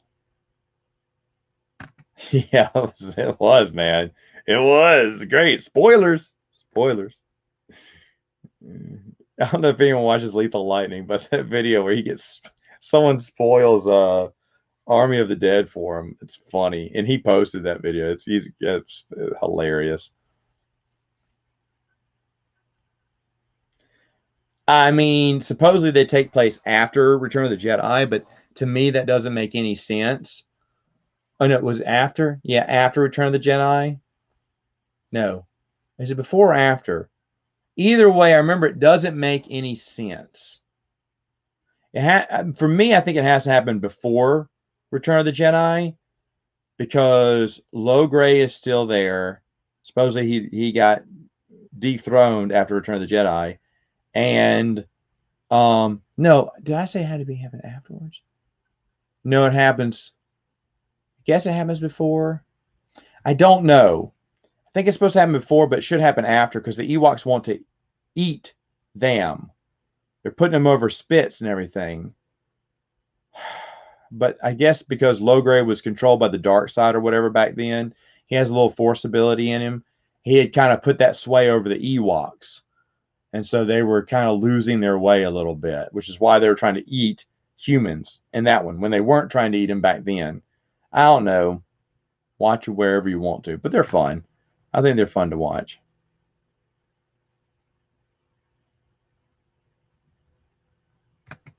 No, probably so. That cartoon was dark, man. Megan turned on the Ewok cartoon for him, but she didn't realize how awful it is. I love it, but it was pretty awful. And they weren't as interested in cartoon Ewoks, so no. Hey man, how's it going? He did his video on Dagobah, which I got to see today while I was walking the girls around. Fun stuff. Oh man, yeah. Even you know what? I hate Superman, but the Superman animated series is excellent. Is excellent.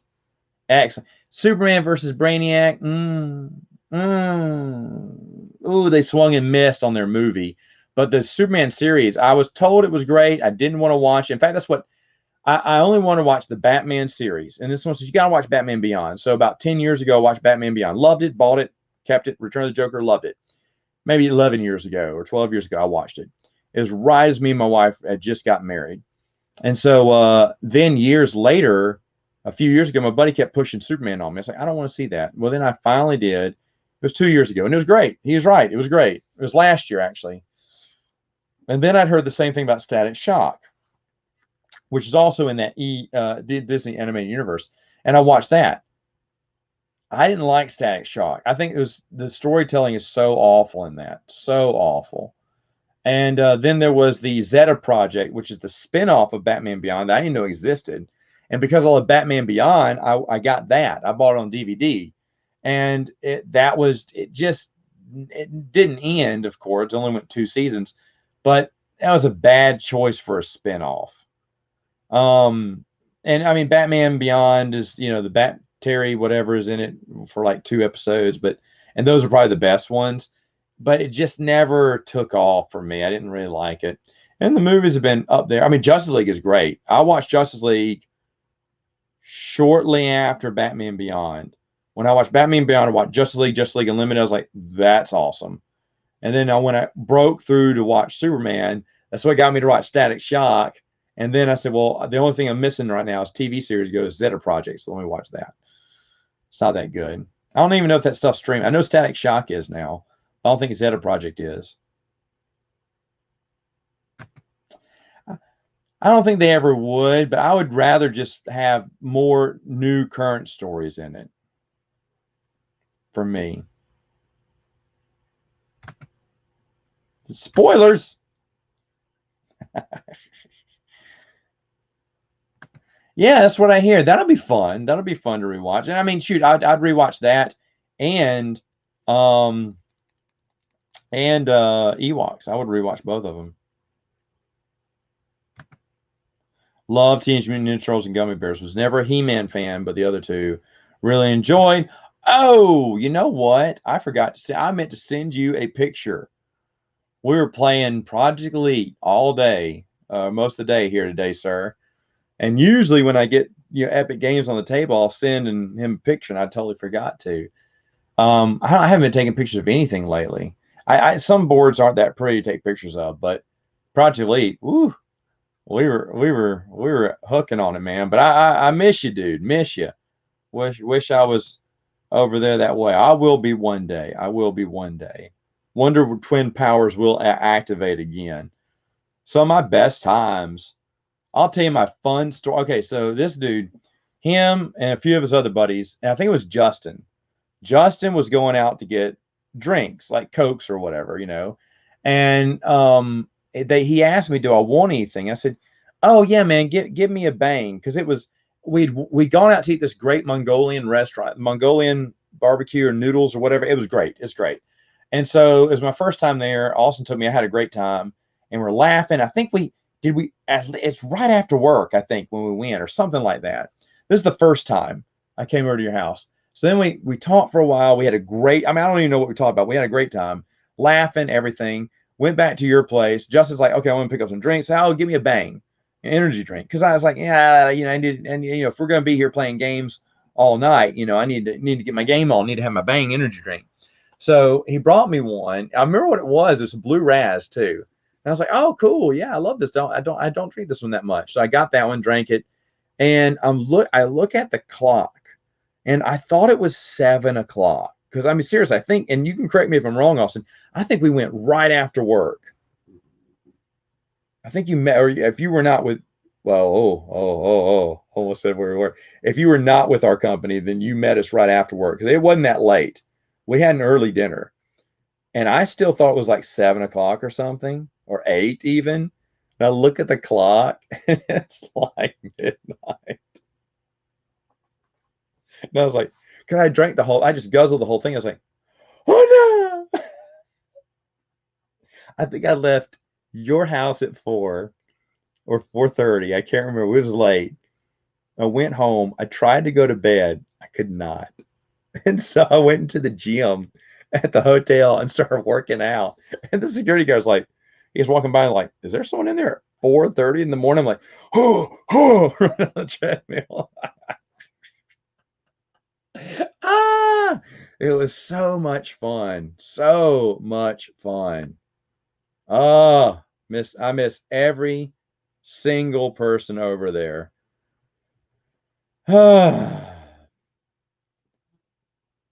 And I don't think you've met the Mrs. Austin, have you? I don't remember if she's been over before or if I just dreamed it. Oh yeah, it's fantastic. It's a fun, fast, furious co-op, and oh my Lanta, it's aggravating. We lost. No, we won because the one time we were playing on easy, and my nephews really know how to play that game, and I do too. We only had one guy who was struggling, but we were doing pretty good. And I said, we need to bump this up to intermediate. Because we were winning every game. In fact, we should have lost one game, but I forgot about my special ability, which was I get one last fire after the game is done.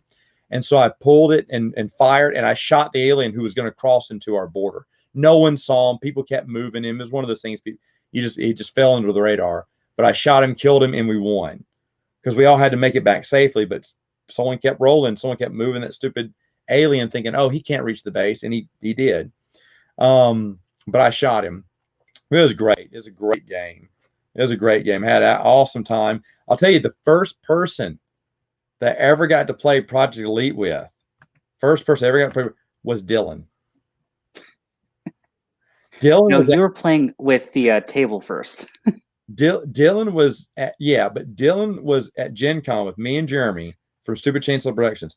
I played the game and I said, "Get over here now. I don't know where you are, but get over here now." Because I had to play this game again. This isn't even the full context for this. Because we played that game.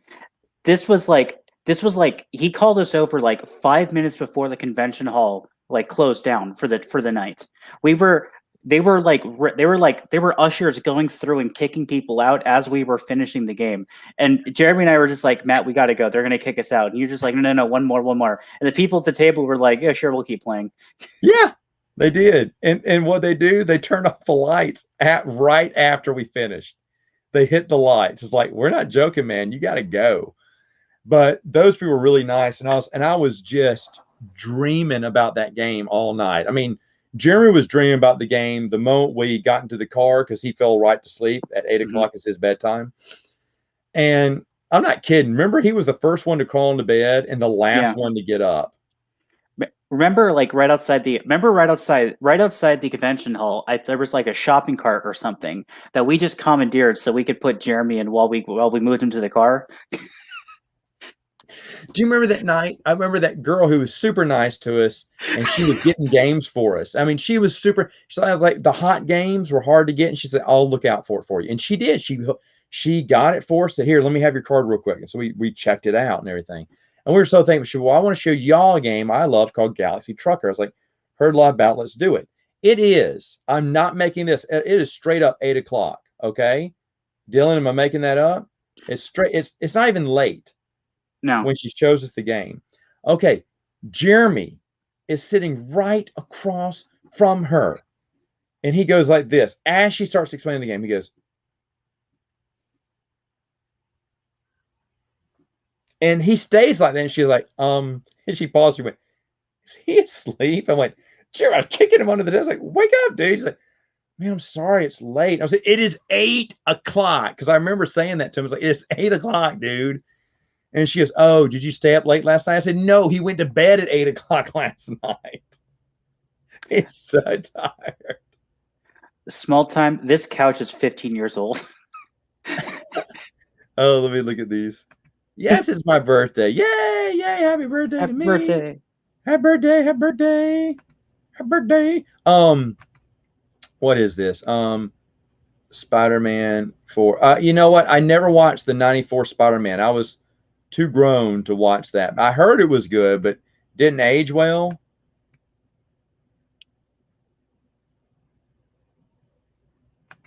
How do you get through a book you're not? Oh man, what a great question. What I do is I'll wait for a situation where one of the best ones is like I'm at an airport or I'm on a plane where I have literally nothing else to do but read the book and I just power through. Hold on. All right, hold on. Keep talking about some of those. I need to get some more water. Keep talking. Or sing. What was one that was like that recent? I had one like that recently. It was well, not recently, but I want to say that's how I got through Planet of Twilight. Was I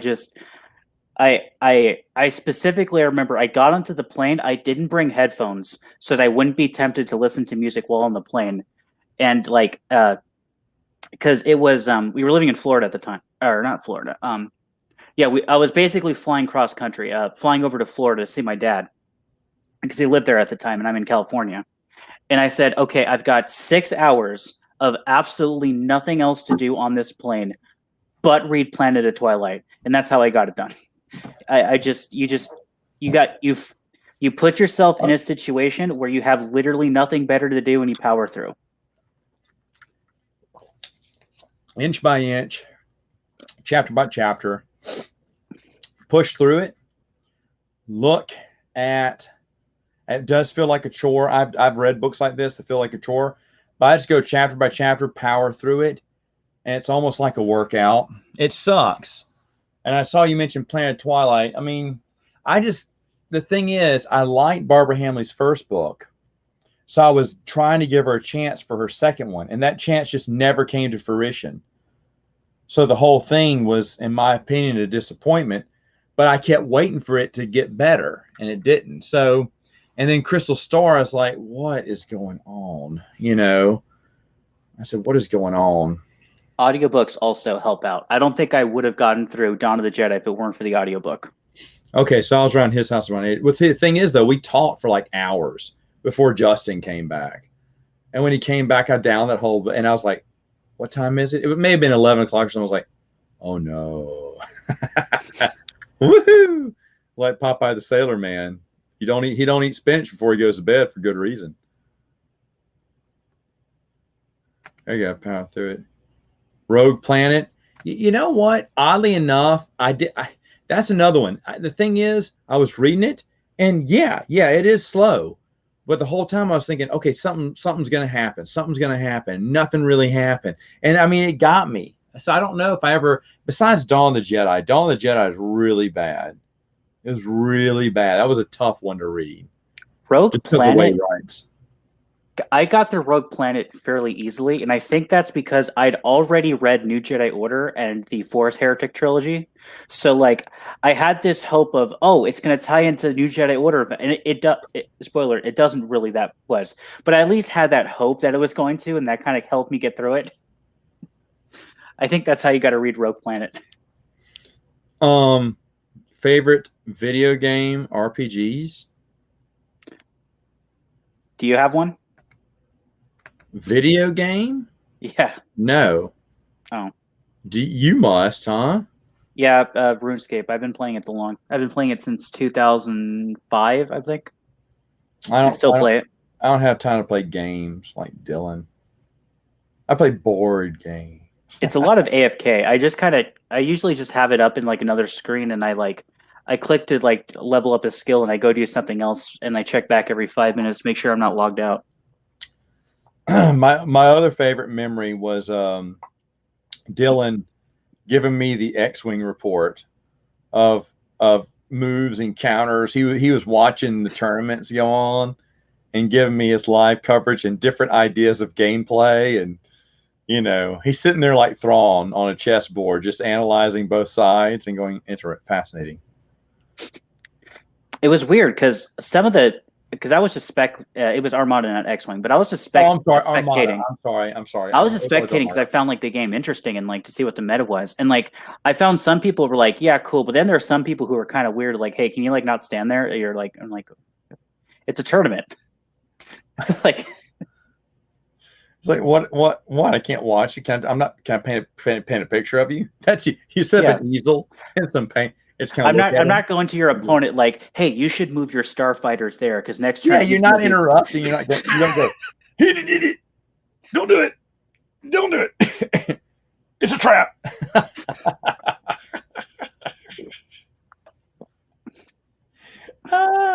That'd be fun. Video games.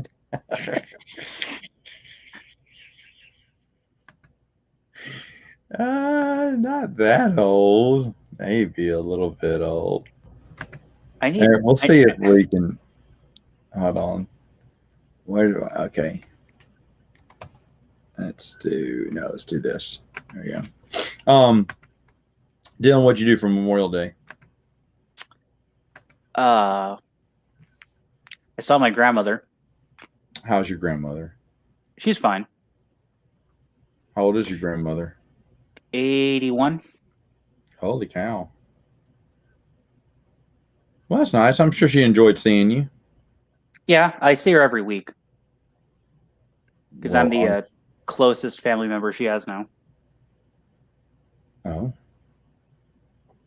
Well, that's nice of you. Copy this. Copy your.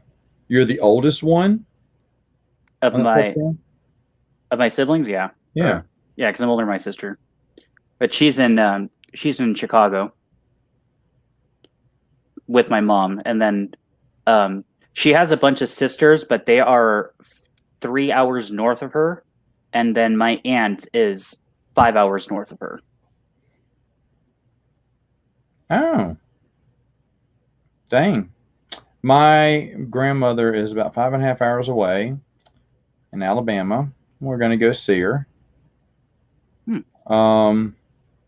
Probably she lives, I think she's in the Fairhope area. I think that's the old folks home she's at. And right now they have rules. We have to call for an appointment. So we have to get, or at least back in March we did. I don't know about now if they've opened that up. But We're gonna make an appointment, go see her. She's 90. I think she's 93. I think now. She just had her birthday on the 24th, and yeah, we want to show her the kids and everything. Probably doing it a little bit after July. Would this be her first time seeing the girls? No, she saw them about a year, just over a year and a half ago, when they were still like crawlers or something, or little itty bitties. She hadn't seen the big ones yet, so that'd be nice. I don't know what that was from. Legions are choices. One I haven't read either. I don't collect them. Actually, my buddy gave me this one. Mike gave me this one, and I got a Revan from my other buddy, and I got a Darth Malgus from someone, the regular size one. And then I got another one, but I don't know where it is. I got another. No, just Darth Malgus. That's the one that's missing. My little girls took it somewhere and it's gone because it used to be on the shelf. And you'll get a Republic Trooper in a year when it comes out. I'll eventually get them. Well, I tried looking for a Jaina. I didn't want to go online and pay a price. It's a. I remember when Hasbro announced that the Republic Trooper won. I remember it was such a weird experience because I was so happy it had won, but then I'd also like kind of sad that like I put so much work that just went to nothing. Oh well. Yeah, but then Heart of the Jedi happened, and I got to put all that into something else. And it seems like forever, right? When that happened, now seems like a long time ago. At least for me, it does. Yeah, it was only like 2 weeks ago that it got taken down, I believe. Yeah, I'm much more of a. I don't know. I just don't take the time to do video games. As me, don't play hardly. I mean, I'll play a computer game every once in a while, but even then, it's been a while since I played any little like Age of Empires and stuff. It's been a couple. I mean, earlier this year, maybe during the snow, I may have played. No, it was early before that. Maybe earlier this year or late last year I played it, but I don't play many of those. I just love my board games. That's all I'm playing now. Age of Empires 4 is coming out this year. Oh my gosh. I just played the first one. That's the one I played as a younger guy. So, but I mean, like I said, it's just been basically I've been making videos, editing videos, recording podcasts, doing stuff like that. So I've sat and watched. I'm more interested in what he has to say than his gameplay, but he's a great guy.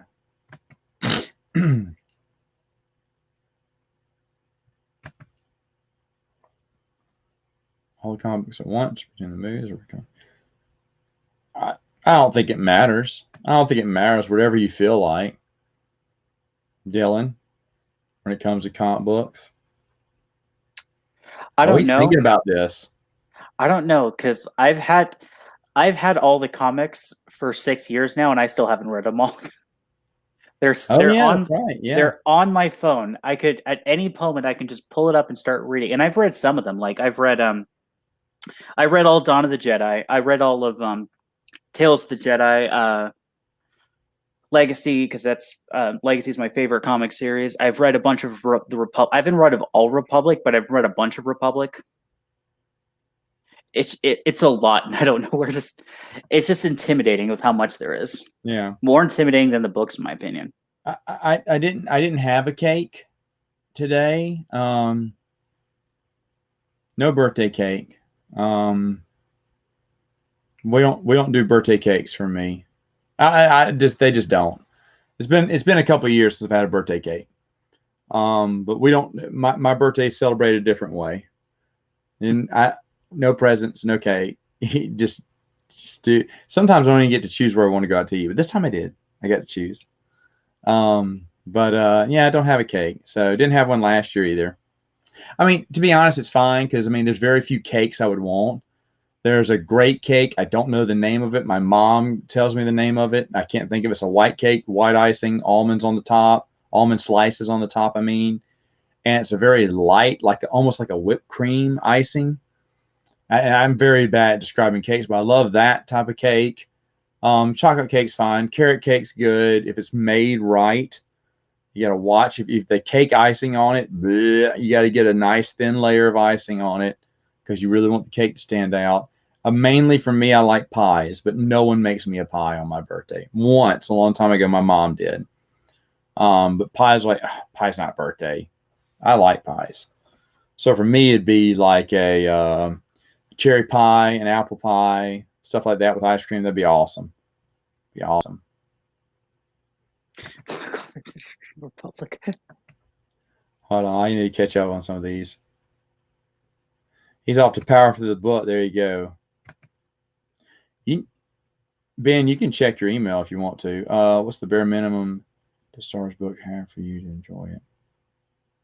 I don't know. I mean, it has to say Star Wars expanded universe.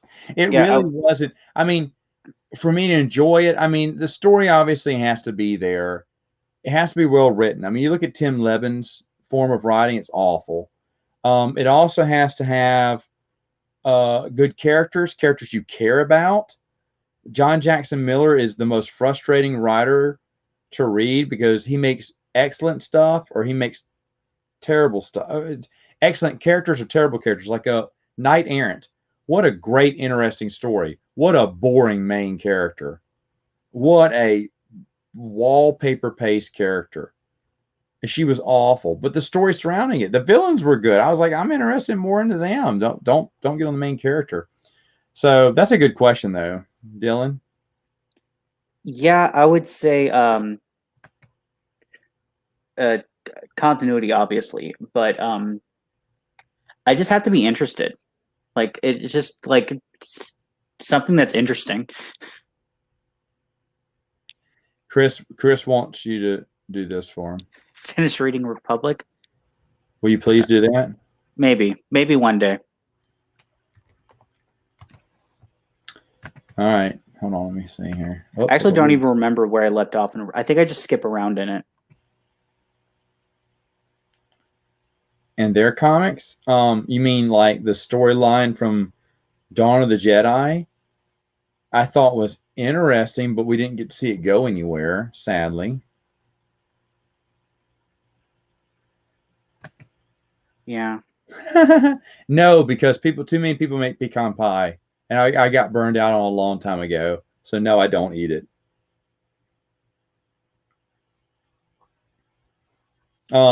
But yeah, pecan pie is not for me. What's another pie? Sure, there's other pies too. I mean, I like cobblers too. Peach cobbler would be fine. You know, I think it'd be fun, something different. You know, Mississippi mud pie is very good. But you know, I mean, I can be a cake guy too, but I don't like icing. I hate thick icing, and everyone puts thick icing on their cakes now. And I'm the guy who takes the cake, scrapes off all the icing, doesn't even eat it, and just eats the cake. Now, if there's icing in between the cake, I'm fine with that. If there's a thin layer, but no one does a thin layer of icing because you always make too much. You just have to feel you have to put all the icing on the cake, and so I usually just scrape it off. You know, not like every little bit has to come off, but I'll scrape off most of it. You know, it's like, you know, when I try to scrape off all these little channels who just want to pop up on my streams and no, I'm just kidding. Hey, how are you guys? Hey, thanks Ben, for having me. How are you, sir? I've been just gently listening to your relaxing voice and just absorbing everything, comic books, Star Wars, and all the fun talk. I know. I'm so happy to have you on here. Happy birthday. Thank you. May you have all the best and the greatest. Yes. Tell everyone a little bit about your channel. Hi, guys. Star Wars Timeline. I was checking Matt's channel. I believe I stumbled across you first when I saw the Heart of the Jedi conversation. I think you reviewed it, what, 2 years ago, a year ago? Yeah, a while back. Yeah, something like that. And I saw, I was like, ooh. You know, I saw the background, saw the setup. I was like, it's something I want to check out. My channel is something modeled after yours without me fully realizing that somebody already had something like this going on. I was like, oh my God, wow, that's awesome.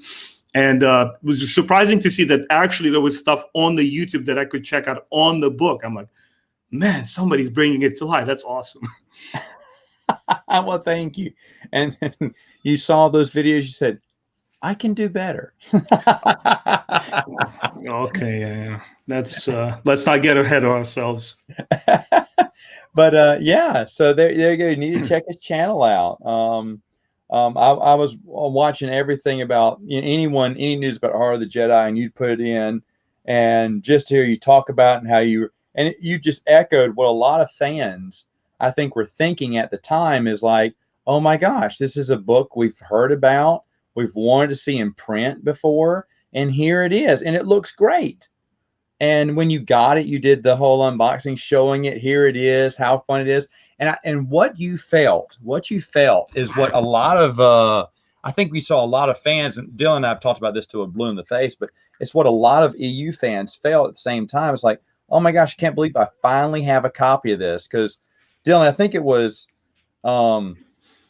Chris who said that back before we knew about this on Amazon, it was rough to say maybe 100 copies out there or 50 or something. Yeah, that's because there was a very brief printing in 2015, like a few months after it had after Joe had put it on his site, and then the guy who also did Skywalker's, and I want to say it was available for like 3 days maximum, and the community was obviously a lot smaller back then, so like 100 is like our best guess of like the best case scenario of how many people actually have have one of the 2015 edition copies.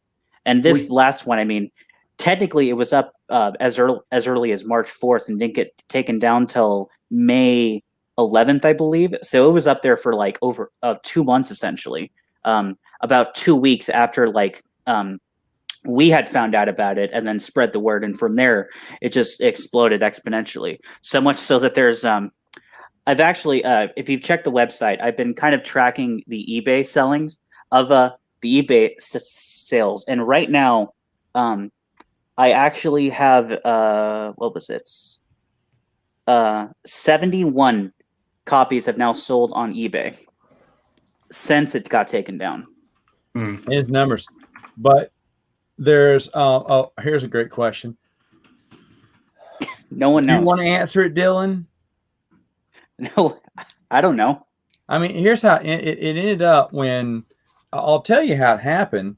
There was someone who put it up on Amazon, and for people to probably he's off watching me.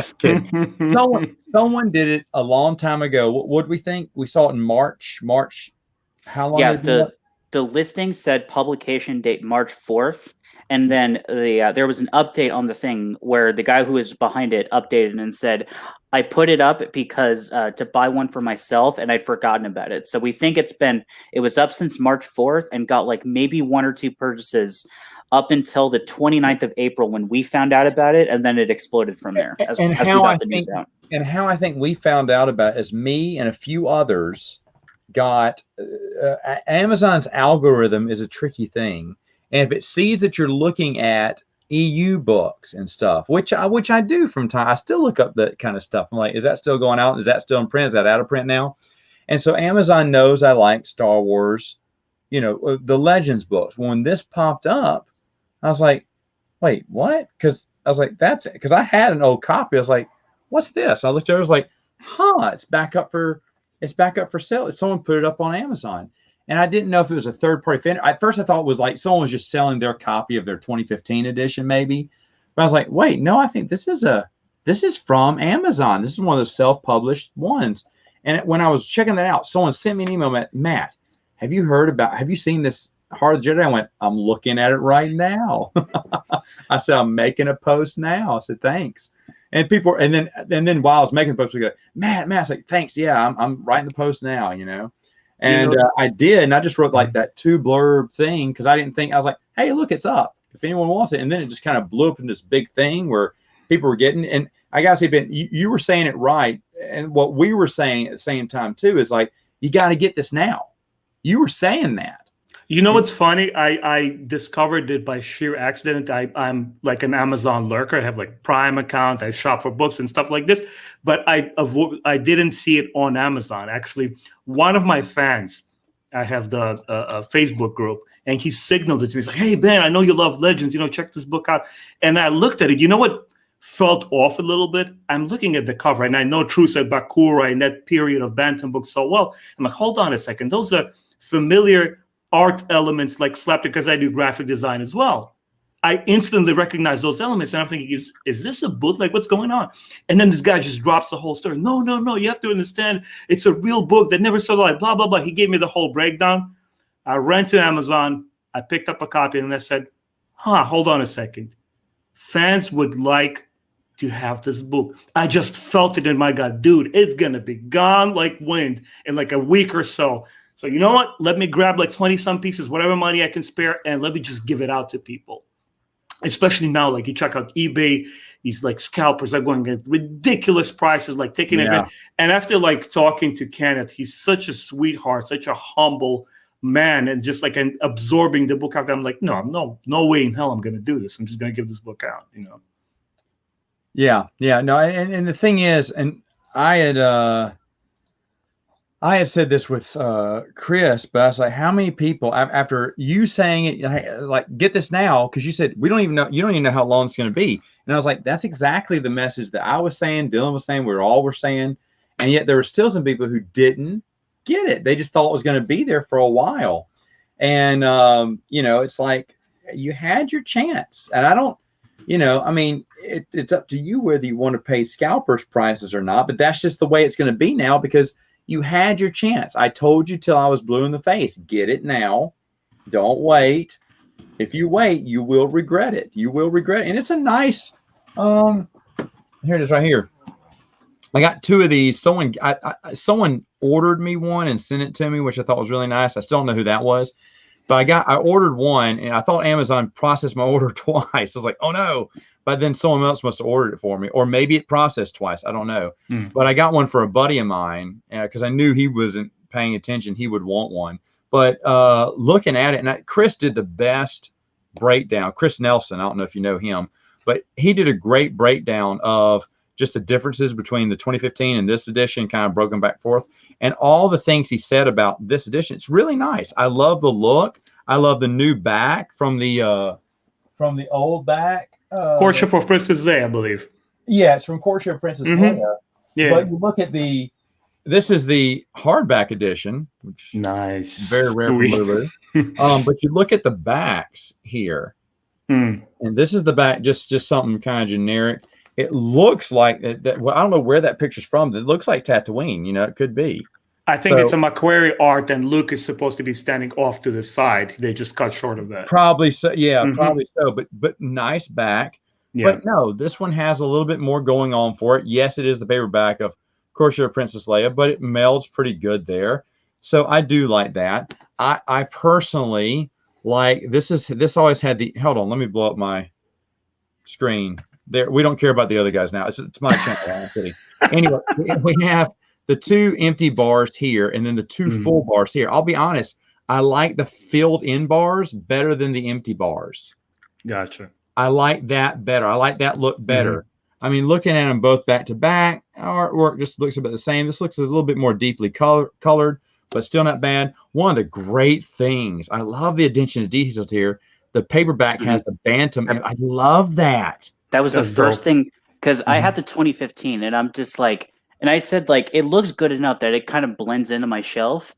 But then the new one has the Bantam logo, and I just can't. And now that I know that it's possible to have a Bantam logo on the spine of it, it just sticks out now. It's like you didn't stick out until this. And now this. Oh, come on, man. That the paperback one has the timeline in it.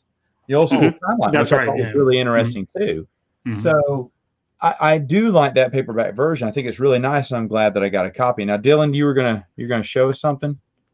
Yeah. So you can see. So this is an Excel sheet. This Excel sheet is actually publicly available. You can find it on the expandeduniverse.com online. I saw it. Yeah, and I've been actually updating this. And you mentioned the scalping prices, and since I started reporting on this, which was about the 16th. You can see in those sold listings over time, it's actually getting cheaper on Amazon. And I think what happened is a weird thing of like the news got out that, oh, it's going for so much, so more people are putting theirs up now, and it's now getting cheaper for people. Like you look at if you look at these last like 6, 7, like they're all like, with the exception of this one that was about 227, they're all $150 or more, which I mean, it's still, people were buying these books for like 10, 12 bucks, but like it's certainly better than like in the early days when they were going for like 350, 400. This guy got really lucky for only a $70 one. And then recently, since that article first went up, I found out that you can actually track the listings that end without a sale. So whenever a listing gets canceled and like it doesn't sell. So I've now been tracking those, and as you can see, like there are people that are listing it for like $200 or $300 and a couple $1,000 listings that just aren't selling. And I got the graphs for them over here. And and funnily enough, that one is actually the prices that people are like listing them that aren't selling is actually going up now.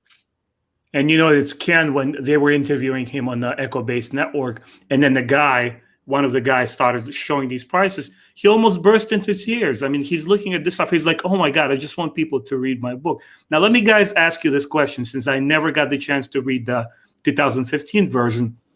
I did a minor comment at the end of my review, which I said I generally very much enjoyed the book. You know, it was cons and pros, but I saw a couple of grammatical errors. Now, it's something that persists in the 2015 version as well. There's a couple of grammar. I would imagine so, because all the I haven't read the new version, so I don't know if it's the same ones or not. But yes, possibly so. It's got to be the same document then. Yeah, it's the same PDF files. I'm almost certain it's the same PDF files. The only change they did was that they changed the ordering of things so that it was like all the information about like the history of the book and all the edits in the 2021 version is in the back. Chris has spoken. Thanks for clarifying, Chris. That's it. That's it. Chris knows. Because the guy that made the 2015 edition, after it got taken down, he put up all his files for how to make the paperback, just in case, just so other people that missed out on it, if they could get it through, could like make copies for themselves, essentially. Just not through Lulu, because Lulu got wise to it and is taking them down almost instantly now. What is Lulu? It's a self-publishing site. It's where Dylan used to post everything until he went to Amazon. So let me ask you this, guys, also. Let's say off the Star Wars topic, I have a couple of fantasy books, that I really wanted to check out, and they're out of print now, and I just love those 90s, beautiful covers and stuff. Are there any services where you could, if you have like ebook version of a fantasy book that you want, plus you make your own custom like graphic that you could send and have a single copy printed to you, like Heart of the Jedi? So it looks. That's what this guy did for Amazon. Amazon has a little self-publisher site, and you just set it up. I think he didn't call it Star Wars Heart of the Jedi, so you give it a different title. It slips through, and that's all he did. He just wanted a copy of it for himself. So obviously he had some skill putting together a cover art or new cover art for it. And so he did that, printed it out, and so Amazon, and I hear it's pretty easy. I've never done it myself. On Lulu, it used to be very easy, so I can imagine Amazon would make it super easy. I was trying to get one of my little. I collect a bunch of Star Wars short stories or digital content that never had a publication, and I'll put it all in one book because I like reading things through a book. And I had a 4th volume of this I was going to print on Lulu because they do hardback, and I like mine in hardback. But now I can't find another one because Amazon only does paperback. So. Yeah. And Lulu is pretty good about self-publishing. The only reason that you can't get Heart of the Jedi is because too many people have tried it and they're scared of Disney. But if it's like a fantasy series that's like not for something that's like licensed or that well known, I'm almost certain you could get it through on Lulu. Nice. I'll check it out. I promised I would never reveal Chris's name. Okay, I'm sorry. I did. Disney's coming for you. That's fine. But I just made a promise, so I can't tell. Here's and everyone thinks I know because I posted on it first, but I did not know it popped up in my algorithm, and no one has come to me and said it was I, you know. Yeah. And I don't think that really matters. I don't think that's important. I think the Yeah, important thing is I don't want to know who put it up. this. I mean, it was probably Chuck Wendig. Who knows? He's a huge Star Wars fan of the fans, and so. But the thing is, though, with this book and everything that came out about it, it's just that it's amazing about what it did. What it did. That wasn't his purpose. I believe him. He was just trying to make a copy for himself. It kind of blew up to something bigger than himself. But it, from what it became, is something big, something beautiful. Now, someone mentioned earlier, and I'm sorry, I will not go back and find that comment because I lost it because I just couldn't pay attention to it. But someone said, well, it doesn't match my collection because mine have all Legends banners on it. Let me tell you something. Even if this book had the little Legends banner on it, I would still buy it. I'm not put off. I mean, yes, I don't like the name Legends for Expanded Universe. But that doesn't mean that when Dylan, plug back in your mic, dadgummit. Yeah, I got the plug. Sorry. I'm kidding.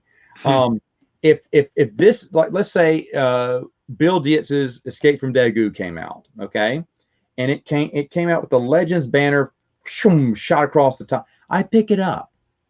I'd be the first person in line happily. Yeah. Oh, I don't like the Legends banner. I want stuff that says no. I get it. You want to have a complete collection like this that doesn't say Legends. The only reason these books don't say Legends, folks, because I bought them when they came out. Yeah, same here. I have the entire run of the soft covers of the Bantam and all the previous ones. I have like the full run without the just because I was clear. I don't care about, I actually mentioned in one of my videos, I said, guys, when they announced in 2015 that they will set this aside as Legends, and then we will have the new canon books. Look, I'm as much of a fan as anybody else, not more, not less. And I'm very receptive to new content, not just Star Wars in general. I'm like, hey, throw something at me. If I like it, I like it. And I was excited. I was like, okay, they're going to have new authors, new beginning. Give them a chance. Try it. If you don't like it, you don't have to. Like you keep repeating and mentioning, I agree with you 100%. You don't have to like this stuff. I was glad. I've been reading maybe since like 99, 2000 when I just came to the US, maybe 5 years in the country. It was a little bit challenging at first. I didn't mind. I'm like, okay, Legends. They're still there. You could still go ahead and read them. Yeah, I don't mind that either. And I think the problem was, I mean, I still want this story continued. This is the story I grew up on. This to me is Star Wars to me. And but anyone who wants to try the new ones can. You don't have to. You don't want to. But if you're not gonna, and we talked about you weren't able to speak back to me except for the chat. Now you are, and I got your tone. I knew where you were coming from and everything. Mm-hmm. But I was just saying that if someone is just going to bash on it just because they don't like it, well, you didn't even try it. And even if you said, yeah, I read it, yeah, but what was your intention? Was your intention to go in there, read it, knowing you wouldn't like it? First off, why would you waste your time? Exactly. Because to be honest, I know me and everyone knows me in the chat here. Matt, I want you to read this book because I'm not going to like it because it doesn't follow this story. And I know that too. But I'm not going to waste my time. I said this about the movies. I'm not going to waste my time watching them, not because I think they're bad, but because I know I'm not going to like them. And so why first off waste my time watching a movie and then make a video just ruining it? I mean, just raining on other people's happiness. If they like it, that's fine. If you went in there with true intentions, saying, I really hope this will be good, and you didn't like it, you have every right to complain. Because you went in there and you gave it a shot. And people in the chat and in the past have emailed me and said, Matt, I apologize. I gave New Can a shot, and you're right. It sucks. No, I just said that I bet it can't beat this. That's what I said a long time ago. There are people who still, ow, that just went into my foot. Attack. Ow, what is it doing on the floor? It's getting exciting in here. Wow. What happens when you have little girls and your thing? Oh, okay. Good night, Chris. See, Chris had to leave because Ben's here. Is that why? I'm kidding. I'm kidding. But anyway, I don't remember what I was saying because I got stuck with attack. No, you were saying that you don't mind that other people do like it. It's not fair. No, I don't mind that anyone likes it. It's just that I wouldn't. They said, well, Matt, why don't you sit there and just trash the book? That's no fun. Why would I do that? Why would I do that for someone? Again, if I went in there thinking, oh, I hope this is going to be good, and it turned to be garbage, you have every right to complain. But if you went in there saying, it's like we talked about, I think I said this the other night, I'm going to boycott Burger King. Okay, but you never go to Burger King. Yeah, I hate the Whopper. Okay, then you're not boycotting it. Yeah. You're not the whole boycott the sequel trilogy. I heard from people who were already not happy with it. Okay, well then that's not really a boycott if you weren't going to go for it. And a boycott something like, man, I really love this product, but I can't stand behind it anymore because of such and such. So I have to stay away. And Matt, if I can cut in real quick. Yeah, go ahead. This is what drew me to your channel, like just the energy you project. It's such your overall outlook on things. It's like it's so cultivated and seasoned and mature. I'm like, oh my God, I am, as a person who comes from off across the world, I'm from Russia. I came here when I was 14. And being able to engage somebody who shares a completely different outlook on things, completely different point of view, and have fun just having these differences without mature adult men resorting to these infantile remarks. Oh my God, Kathleen Kennedy ruined everything. I don't know, this one YouTuber, I don't know his name. He has like a little goatee, and he goes all on the tangent. He's like, oh my God, Kathleen Kennedy. I'm like, Jesus Christ, bro. It's like, is his name Brian? I think so. Maybe he's doing it deliberately. He knows exactly the kind of attention he seeks. And like, bro, it's like I see the act. I see what you're doing. You just want those clicks. You want attention. You want the YouTube to feed you. I get it. All right. But I cannot believe that mature men can go off the tangent like this for hours and hours and hours. No way, man. No way. You're not being genuine. You cannot hate on something like pointedly for such a long time. No way. With a goatee, man. With a goatee, man. I'm telling you what, that guy. Let me answer some of these questions real quick. Louisiana food. What are you thinking about here, man? Louisiana. Of course, I got to say Louisiana food. And that is great. That is a great comment there. Okay. For anyone who doesn't know, small time gets it. TGNY has been out of business since the year 2000 or 2001. They were big in the 70s and 80s, and then just fell apart in the 90s, and then maybe had one store when 2001 was the final verdict for them. I mean, they were gone by the turn of the century. The reason I'm wearing this is because back in the day, I grew up in one of those little towns that had a TGNY. You went there for everything, had a little bit of everything. And I loved that store as a kid. I mean, this is where I got all my Star Wars toys, my Kenner Star Wars toys. I got them from TGNY. I mean, I remember just when my mom would shop there, we'd stay down. You'd walk down the toy aisle and you'd look at all the toys that you knew you were too poor to afford, but you just could look at them, and that was something. And so I had a lot. And I picked this shirt on purpose on my birthday. I was like, what shirt gives me joy when I wear it? I said, I like TGNY. I'm going to wear my TGNY shirt. No one got it today. My nephews didn't say anything. They don't know what it means. My buddy was like, okay, Matt's wearing some letters on his shirt. Can I buy him a vowel? And then my parents came by for like 2 seconds, said happy birthday, didn't need to stay because they like to go off, and they probably had a party to go to is probably what it was. And so they didn't want to stay and wish me happy. I mean, my mom got me a box of Twinkies because she couldn't make my favorite dessert. She was too busy. My sister works at a bakery, well, owns a bakery, and she had everyone working on Memorial Day. They're going to do a soft opening to their second store tomorrow. But in either way, though, I was like, well, this is the shirt I want to wear. So thank you, Small Time. I'm glad you've been boycotting my favorite store. I swear, if I was rich, I'd buy the rights to it and open another one up. Wouldn't make any money either, but I don't know. I just love the store and everything. But we talk about getting back to the subject here. Hold on, here it is.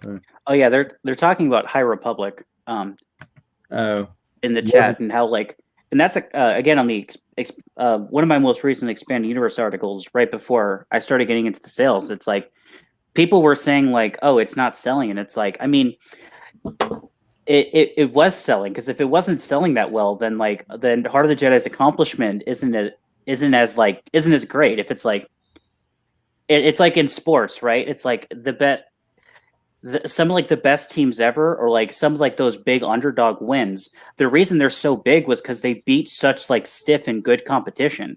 If you just beat like some nobody, then it's like, oh, who cares? You were expected to win. If they and what made Heart of the Jedi so amazing was that it went up against a Timothy Zahn Thrawn book on its opening weekend, and by the end of the weekend was selling it, at least according to the Amazon rankings. And then even when they had the discount for Light of the Jedi on the ebook, it was still there right behind it that whole time, and then retook its place at number one amongst the Star Wars books as soon as the discount dropped. It wasn't selling because no one was buying those Star Wars books. People were buying those other Star Wars books. They were just buying Heart of the Jedi more. Okay. All right. Got to bring someone else in. All right. Here we go. Oh, no.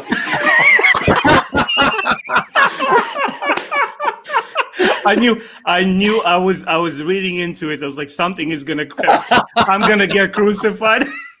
No, it's fine. That's it. He just came. Did he leave? Oh man, no. Where is he? He is about to catch a flight. Oh, okay. If he's not already, good luck on his flight. Okay. If he's not, it has to be an act. I'm sorry, Scott. You just submitted articles. Good. Hold on, Matt. Is there any reason you shortened the board game intro?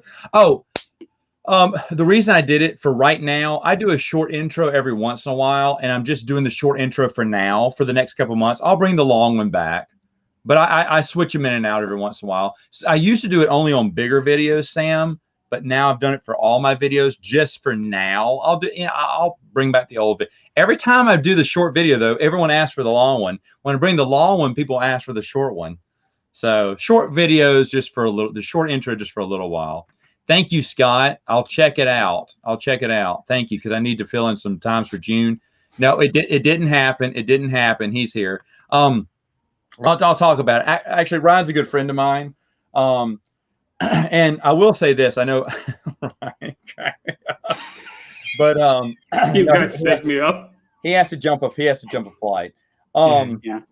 Okay. I'll let you. You definitely need to talk to Ryan to get to know him. I'd love to. A lot of these, and they're the fandom menace, and I know some people have problems with them, some people don't. Every single one of them, I'm not saying every one of them, but every single one of them I've talked to has always been nice and respectful, pretty level-headed. Mm-hmm. Actually, Ryan's part of a, you haven't seen it probably because you're still new to my channel, but every month I do we're going to do one later on this week called A More Civilized Age, where we talk about people with different perspectives, and we just talk about how we can just sit around, even though we have different points of view on things, on how things should go.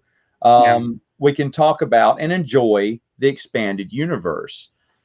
And Ryan's a very civil guy. I think he's good. Now he has his video, he has his direction on what he wants to go, and he's been very successful at it. I mean, the guy's only been on for a little over a year and has gone from zero. I think I was on his channel when he had like 400, 500 people. He didn't have that many. And now he's in the 70,000 plus or even more than that. So, and I've even talked to Geeks and Gamers himself, Jeremy, once or twice, and he's been, pretty decent. I've never met him in person, but I'd like to. I haven't asked Ryan about this, but I was thinking I'm going to be in Jeremy's neck of the woods in a couple of weeks, and I don't know. I'd like to meet him. Sit down and talk to him just to get to meet him, because any of these guys, and I'll make this one right here. I've said this to several people. I bet if you met them face to face, even the people who just go rant, raving, everything. Absolutely. There are some people who do that. Other channels that do this, but even then, if I sat down, they wouldn't say half the things they'd say to you in the chat or online, because it's something about the internet that gives us a little bit of immaturity, where you go down to name calling, you go down to mudslinging, you go down to this and that and rant and raving and everything. But when it comes down to it, I still believe people can be very civil toward each other. There was an old podcast used to have me on that called me Princess Leia, because I was always the diplomat about the situation. I always try to say, I think if we sat down, we could talk this through. And I just believe that of a lot of people. I mean, I am optimistic, obviously, my outlook is. But with those people, I know I say those people, but the few people I've talked to, how they've explained to me is they did go in there with high expectations for Last Jedi, and they didn't like it. Well, when they said they didn't like it, which they rightfully went in there, and a lot of them did like the first one, Force Awakens, or they thought it was decent. You know, they thought it had its problems, but it was okay. It was good. It was a start. They were willing to give the series another chance to try to see if it would keep getting steam. And so they went in there with expectations, but then they did not like what they saw. But then when they complained, people just start saying, well, the only reason you don't like it because it has a strong woman. And they're like, no, that's not the reason. And then, of course, the way the director, Ryan Johnson, kind of treats the fans, I wouldn't troll the fans that way. I can't remember who I was talking to about this, but I liked Ron Howard's response. I saw that. The I way you were love talking that. about it. Yeah, I don't remember who I've mentioned this a couple of times, but when people were just talking about how trash Solo, and this is everyone, this is new canon fans, old canon, everyone trashing on Solo for whatever reason. And I remember Ron Howard got on there and said, well, I'm sorry fans didn't enjoy it. I felt like we made a good movie though. That's all you have to say. You don't have to say, well, the fans don't like it because they're very toxic. No.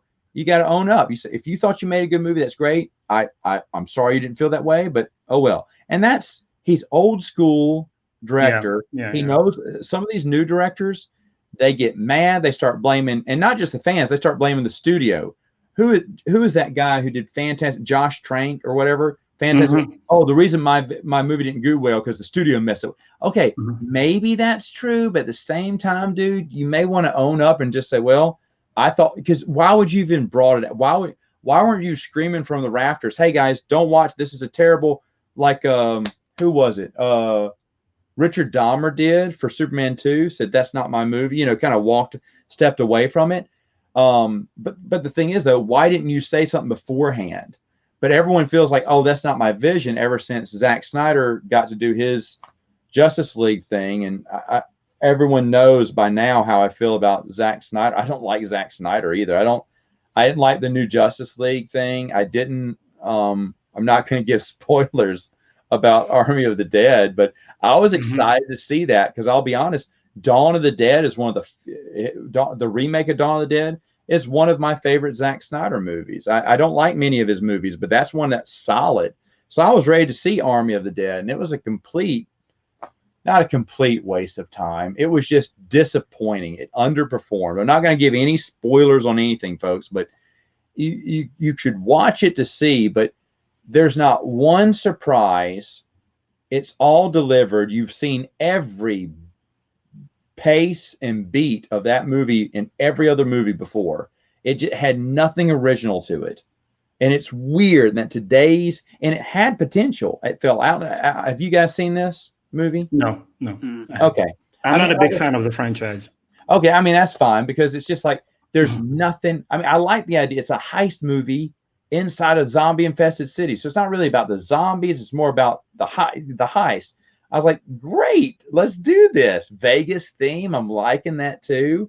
And just the whole time I was going, oh, that's sad. Oh, they didn't do that. Oh, this is what we're doing here. What is this? You know, so it's just like, just a little disappointment. It's like you had so much potential.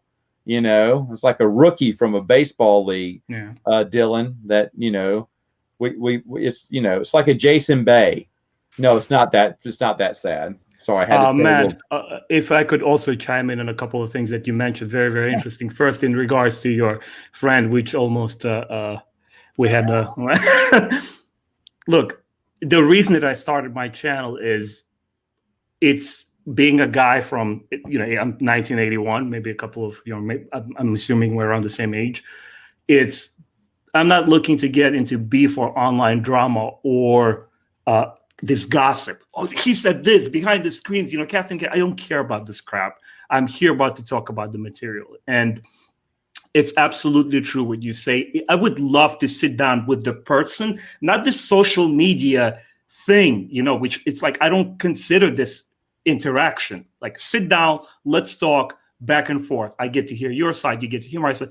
I would have loved that. It's like, it's more power to you. That's what you want to do. One thing that is very hard for me to grasp is how people deliberately attack something that others like. And I understand it. Controversy, it sells. That's what people want. Yeah. And the second thing I wanted to mention is in regards how people are receiving the sequels and what we mentioned before, that you don't have to love something.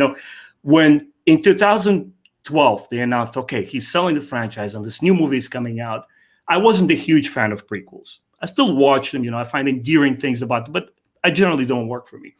I needed Episode 7 to be the greatest freaking movie in life that I've seen. I just needed it to be there.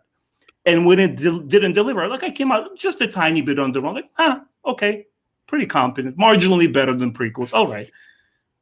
Expectations down. And now keeping an open mind. And then when the Episode 8 comes out, The Last Jedi, and I see that trailer and Luke says, this is not going to go the way you think. And I said, oh, this is what I want. I want something unexpected. Hit me with something that I don't expect that might resonate. And you know what? I saw Episode 8, and it's still not amazing, but I loved it. And my question, everything that is with Luke in that movie, I adore. As an 80s kid who wanted to see a heroic Luke and who was able to accept his story off screen before we get to The Last Jedi. And I'm just thinking to myself as I'm creating this idea for a channel, I was like, why can't we have more opinions like this, where just because you don't like a piece of the pie, you throw away the whole thing? Why can't you just like a piece of the pie, talk about it, understand what doesn't work, and say, like, hey, this is the state of things? Because a story is a phenomenon that is never static. It never stays in one place. George Lucas, when he directed prequels, sequels, all these movies, he was a different person. And the way that people interacted with the original trilogy and this trilogy, it shifts. So the story is constantly moving. Like, why can't we accept this new stuff and say, well, this, and this doesn't work, but this, and this does work? Because I personally think on the front end of the books, they're killing it. They're absolutely killing it. Yes, it's not like the old EU. It's not a continuation of it. I got to hear you talk about how a lot of things they're extrapolating from the old EU and trying to slap it and sell it as something new. There's some of that too, but in general, I would say it's pretty decent stuff. I think it works. And oh, look at that. There's a compliment for you. Yeah. Oh, thank you. Very civil. But the thing is I agree with all that. I think that's one of the things. Oh, by the way, Scott, I'm sorry. It's my birthday, at least for the next 19 minutes. In this, my birthday here. But it's one of those things, and I can't remember where I was going now. I got sidetracked here. George Lucas, static story. We're talking about why can't we embrace the piece of the cake and not just discard everything? Yeah. Oh, that was the thing. People say, well, I don't like how they keep borrowing from Legends. I understand that, because you want to see something new. You don't want to see something old. But at the same time, I wouldn't want to see that either. I wouldn't want some of the authors, some of the original creators of these characters have said they don't like the new renditions of their characters. John Ostrander, I think, was very vocal about Dylan. Yeah, Quinlan. Yeah, Quinlan he Voss. was very vocal about. Really? Yeah, that wasn't the Quinlan Voss that he wrote and everything. I mean, but again, he was like, hey, but that's how it goes. Not, Star Wars character, not mine. That's not how I envision. And so, and even Timothy Zahn admitted that when in this reboot, he got to redesign Thrawn a little bit differently. So you're going to see something new with Thrawn that you haven't seen before. And yeah, people are like, oh, I can't believe they're borrowing so much. Well, at the same, I get it, because you're like, oh, why are you Frankenstein in these movies?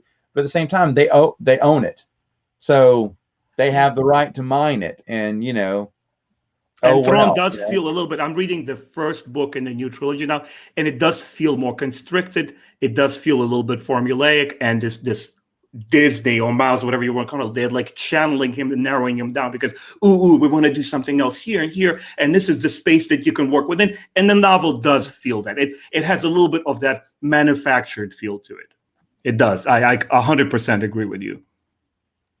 Well, it does say, if you've seen the credits, it does say the story by George Lucas. And even though he didn't get director's credit, he did do the reshoots for Caravan of Courage and a few of them for what's the second one called? Battle for Endor. I talked to Eric Walker, who said, see, because they were doing it on Lucasfilms and at Skywalker Ranch. And the guy who played Tarak from the second movie, who is actually the guy who plays Lurch in the old 90s Addams Family movies. I can't think of it. Carl Struckline or whatever. I talked to them, and they both said, yeah, George was there every morning. He'd come onto the set, say hello, give them advice about kind of what he thinks, how to look things. And every once in a while, when there were some reshoots and touch-ups to do, and the directors were busy in the editing room kind of putting the film together, but they needed this, George would go out there with the camera and a crew and go, okay, let's film this scene. And so Eric Walker's talking like, he said, there's George Lucas. I mean, the George Lucas. And they're like, oh my gosh. And it's just a pickup scene. It's just one line. It's one shot. It's a few shots here. And Battle for Endor, he said he'd do that the same too. He'd kind of walk on the set, have a cup of coffee, talking to a few people, like he had just woken up off of his back porch and just was saying hello to everyone. Howdy, neighbor, and just walking up to people and being like, "Hi, I'm George," and everyone's like, "Yeah, of course you are." Carl said that's what he would do. He said he just walked around, but he was just super nice to people. It's just Bear was like, oh my gosh, it's George. He's watching. Yeah. He'd come in, watch a few scenes, then go back inside, or go back off and come back later on. How's it going? He'd just check on it and everything. And then, of course, directors want to show him something or give him some ideas. He'd give some pointers out there, but he didn't take any credits like that, like directing credits or anything and pick up. He's not even in besides story by, he's not even in the, end credits as helping out here or second. Well, I don't know what they call those, second unit or something like that. Second unit. He didn't even get that credit, but he did that according to the actors who were in it. And I think there is some, one of the Sequart books, Dylan, the first one that was about the movies, I think they mentioned that too. No, it was Warwick Davis's autobiography. He mentions that George was around a lot for the Ewok movies. I saw the first one, just finally recently got to see it. I have the DVD. I loved it, man. It's like this innocent, naive fairy tale, really. Like, I know like adult fans are now like breaking a little bit, perhaps it's age or something, but oh my God, like kids today need that naive storyline. They need to go inside of that womb of before the cool and snarky and edgy stuff, started coming out. I know my kids will be watching, Ninja Turtles and Gargoyles and all that jazz. You know what I mean? Yeah. No, I grew up watching. We recorded them on it was a Betamax back then. We recorded them on the Betamax, both movies when they came out on ABC, and we had the commercials and everything. We'd fast forward. We played that tape, and that was one of the few tapes we saved when we moved from Mississippi to Louisiana.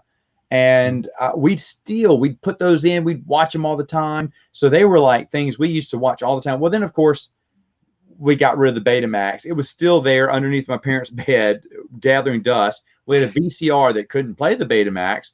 And so we went about not too many years, but close to 10, but maybe 7 or 8 until it came out in DVD. They had that 2-in-1 pack, a DVD pack. And I remember when it came out, it was late 90s. And I bought a copy for my buddy Bruce from Prince of the Universe podcast. And he bought me a copy, and we didn't tell each other. And we gave each other presents, and we opened the same present, started laughing. Just because it was really funny that we thought about each other the same way. Because that was back before the internet was really a thing. You didn't look up news on the internet back then. And so no one knew that the DVD had come out. They just kind of published it and just kind of forgot about it. Yeah. But then we started watching them again, and I haven't seen them. I have not seen those movies in over 10 years. Oh, wow. And so watching them with my little girls, I have twins. They're 2 years old each. I see And, no in your picture. Yeah. oh, yeah. And those little goofballs were, I need to get an updated one though. But those little goofballs loved it. They had a great time. They sleep with 2 of my little stuffed Ewoks in their Nice. cribs. They got to have the Ewok in there. If the Ewok is not in the bed, they let Daddy know, because Daddy has taken the Ewoks and he's put them into his room several times. That's parenting done right. Yeah, yeah. And they come in, grab the Ewoks, and leave. But yeah, Dylan, I have high hopes. That maybe we'll start reading some of these Ewok children's books first, step by step. Nice. Yeah, they actually, here it is. For the Ewoks can't speak basic. Well, neither can my girls right now, so they're on the same wave level as the Ewoks. Lieutenant Ketch can. Yeah. Lieutenant Ketch can. Oh man. So let me ask you this, Ben. What are, I guess I should say, some of your favorite Legends novels that had come out? Legend novels. What book started you reading the Star Wars books? Do you guys want to hear a short story how it all started? Am I taking up time? No. I'd love to hear it. All right. So I'm about 5 or 6 years in the country. I'm around 19. I'm intimidated. I love going to Barnes and Nobles and checking out the science fiction house, but I'm intimidated. All that scientific lingo and stuff like that. But I don't know the authors. I don't know how to approach prose and understand what is classic, what is not, because I don't want to waste my time on the bad stuff. And I said, well, you know what? Let me start with something that I like. And it wasn't in Barnes and Nobles. I'm just like in the local. I live in northern Manhattan, and it was like a bus terminal there. And I walk in to buy like a stamp. Oh, he has books. Oh, he has Star Wars books? There are more Star Wars books? What's going on here? Do they continue the story? Is it like a spin-off? What's happening? And I see one book that has Luke, Han, and Leia, and it's The Courtship of Princess Leia. I said, well, I need to understand what's happening after episode 6. I just can't go, haywire. What if I get confused? So I start researching. I read the back slip. I read the little, the timeline. Like, ooh, that's the one I want. I want the one that begins immediately after episode 6. And it was The Courtship of Princess Leia. And here's my dictionary. This is like 1999, perhaps 2000. No Google dictionaries and stuff like that. I'm here with the physical translator and with the book. I'm frustrated, but I'm loving it.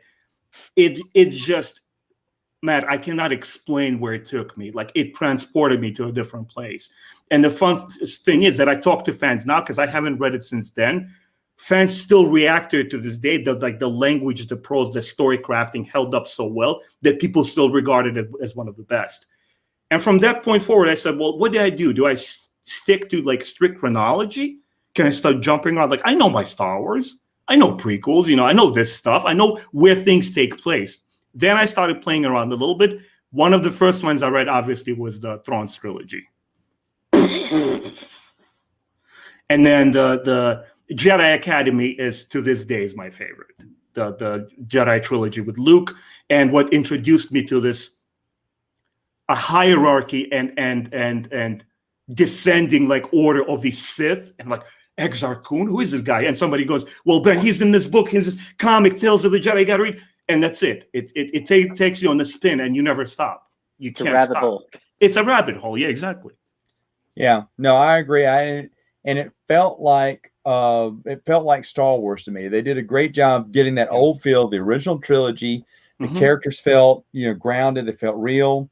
I remember my buddy watching Force Awakens. Told me that he was going to enjoy it with his kid, and his kid really loved it. He said, but it just didn't feel like, and a lot of people have that, same with the main characters. They just didn't feel the same. Even Mark Hamill, for a short time before he was reminded about his claws, about not talking bad about the movie, kind of shut up about, but the characters didn't feel the way they felt in the original trilogy at times.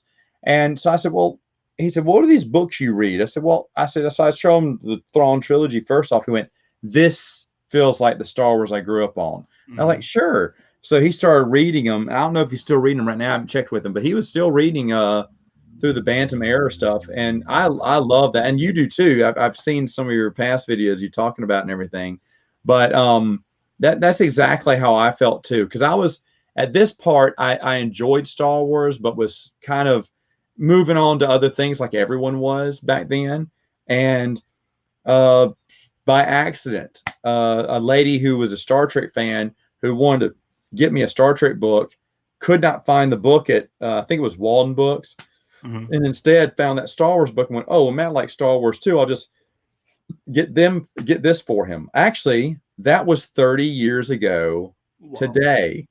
When you think about it, 30 years ago, I cracked open it today.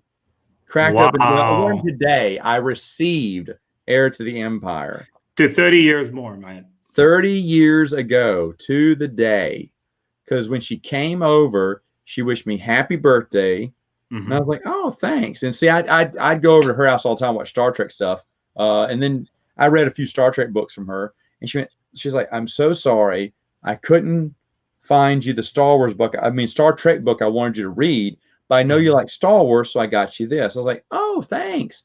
I like Star Wars too. But I had no intention of reading that because I'm not going to let it ruin the movies, which I loved. I said, the book will never be as good, right? This book about their ongoing adventures.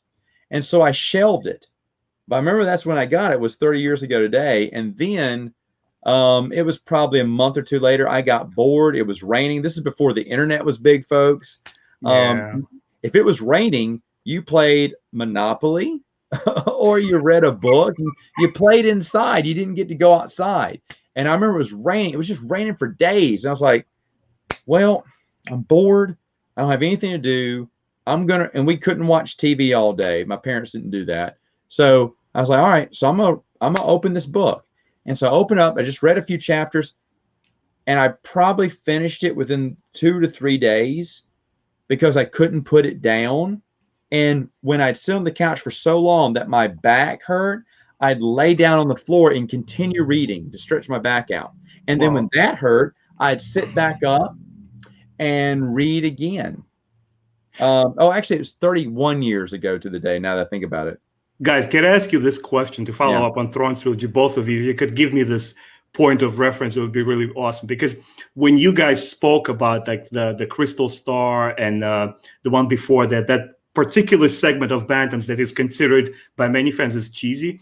So my reaction to it was I embraced and loved it all because now I understand that I didn't have a good point of reference to compare it to other sci-fi like Arthur C. Clarke and stuff, bigger stuff. And because my language was perhaps limited, I ate it all up and loved it. I'm pretty sure if I go and reread them again, it's going to be a different story. But let me ask you this question.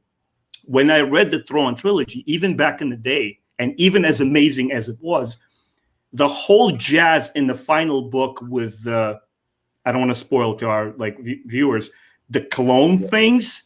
How did you guys react back in the day? Was that part where it was problematic, or did you just all eat it up because it was Star Wars and something new? With Timothy Zahn's trilogy, you mean? The original trilogy. Yes. I think I've been very vocal. I wasn't a fan of Luke, but, and I don't think that's I don't consider that a spoiler, but I will say this, that the whole cloning, I was like, okay, that's fine. Now remember, the prequel trilogy hadn't been made at this point. So we really didn't know what the big use of big deals of clones could be, but I was fine with it. And I love how your reasoning that you probably couldn't read it that well, and you were just loving it anyway. And that's I think if anyone loves it enough, they're going to accept these stories and any story. Because I'll be honest, I read the Jedi Prince series when I was a kid.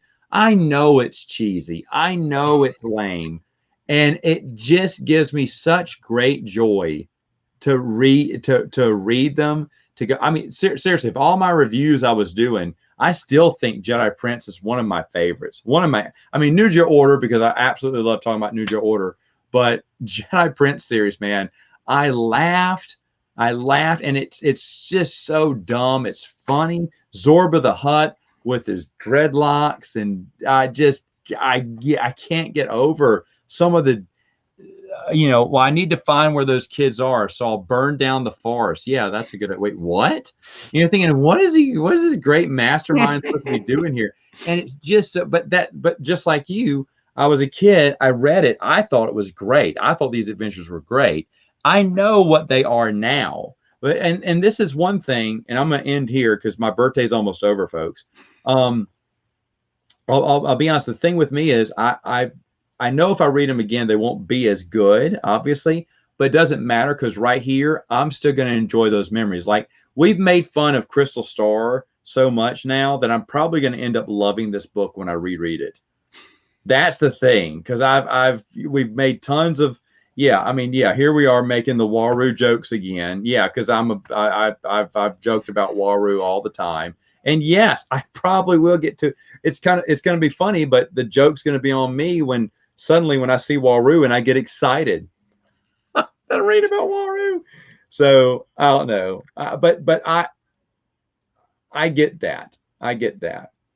So yes, there are times I've accepted it too. But I'm excited to do my reread years later, separated from this, and just do a deep dive, go back through each one and see if my thoughts have changed.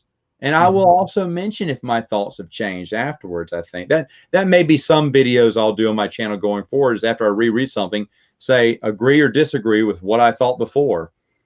I'll be, spoiler alert, I'm going to hate Dawn of the Jedi still. Because I just recently read another book by Tim Levin, and I hated it. Just listen to the audiobook. It's so much better. I don't do audiobooks, but maybe for that one I will. But anyway, I want to thank Dylan and Ben for coming on. Ben, it's great to have you here. It's been a pleasure. Thank you so much, guys. Hopefully this won't be the last time we have you on. Thank you. And happy birthday to 30 more years of your Star Wars fandom. Hey, all right, guys. All right, guys. Hey, everyone, have a wonderful rest of your week. You'll see me again. It won't tomorrow. I'm going to make the announcement saying, because I pre-recorded, I'm going to make the announcement saying it's going to be Wednesday, but it's probably going to be Thursday. I'm doing the live Q&A. I'm going to forget to put that in the comments and the edit on the video because I'm lazy and I got to go to bed. But anyway, you guys have a great night.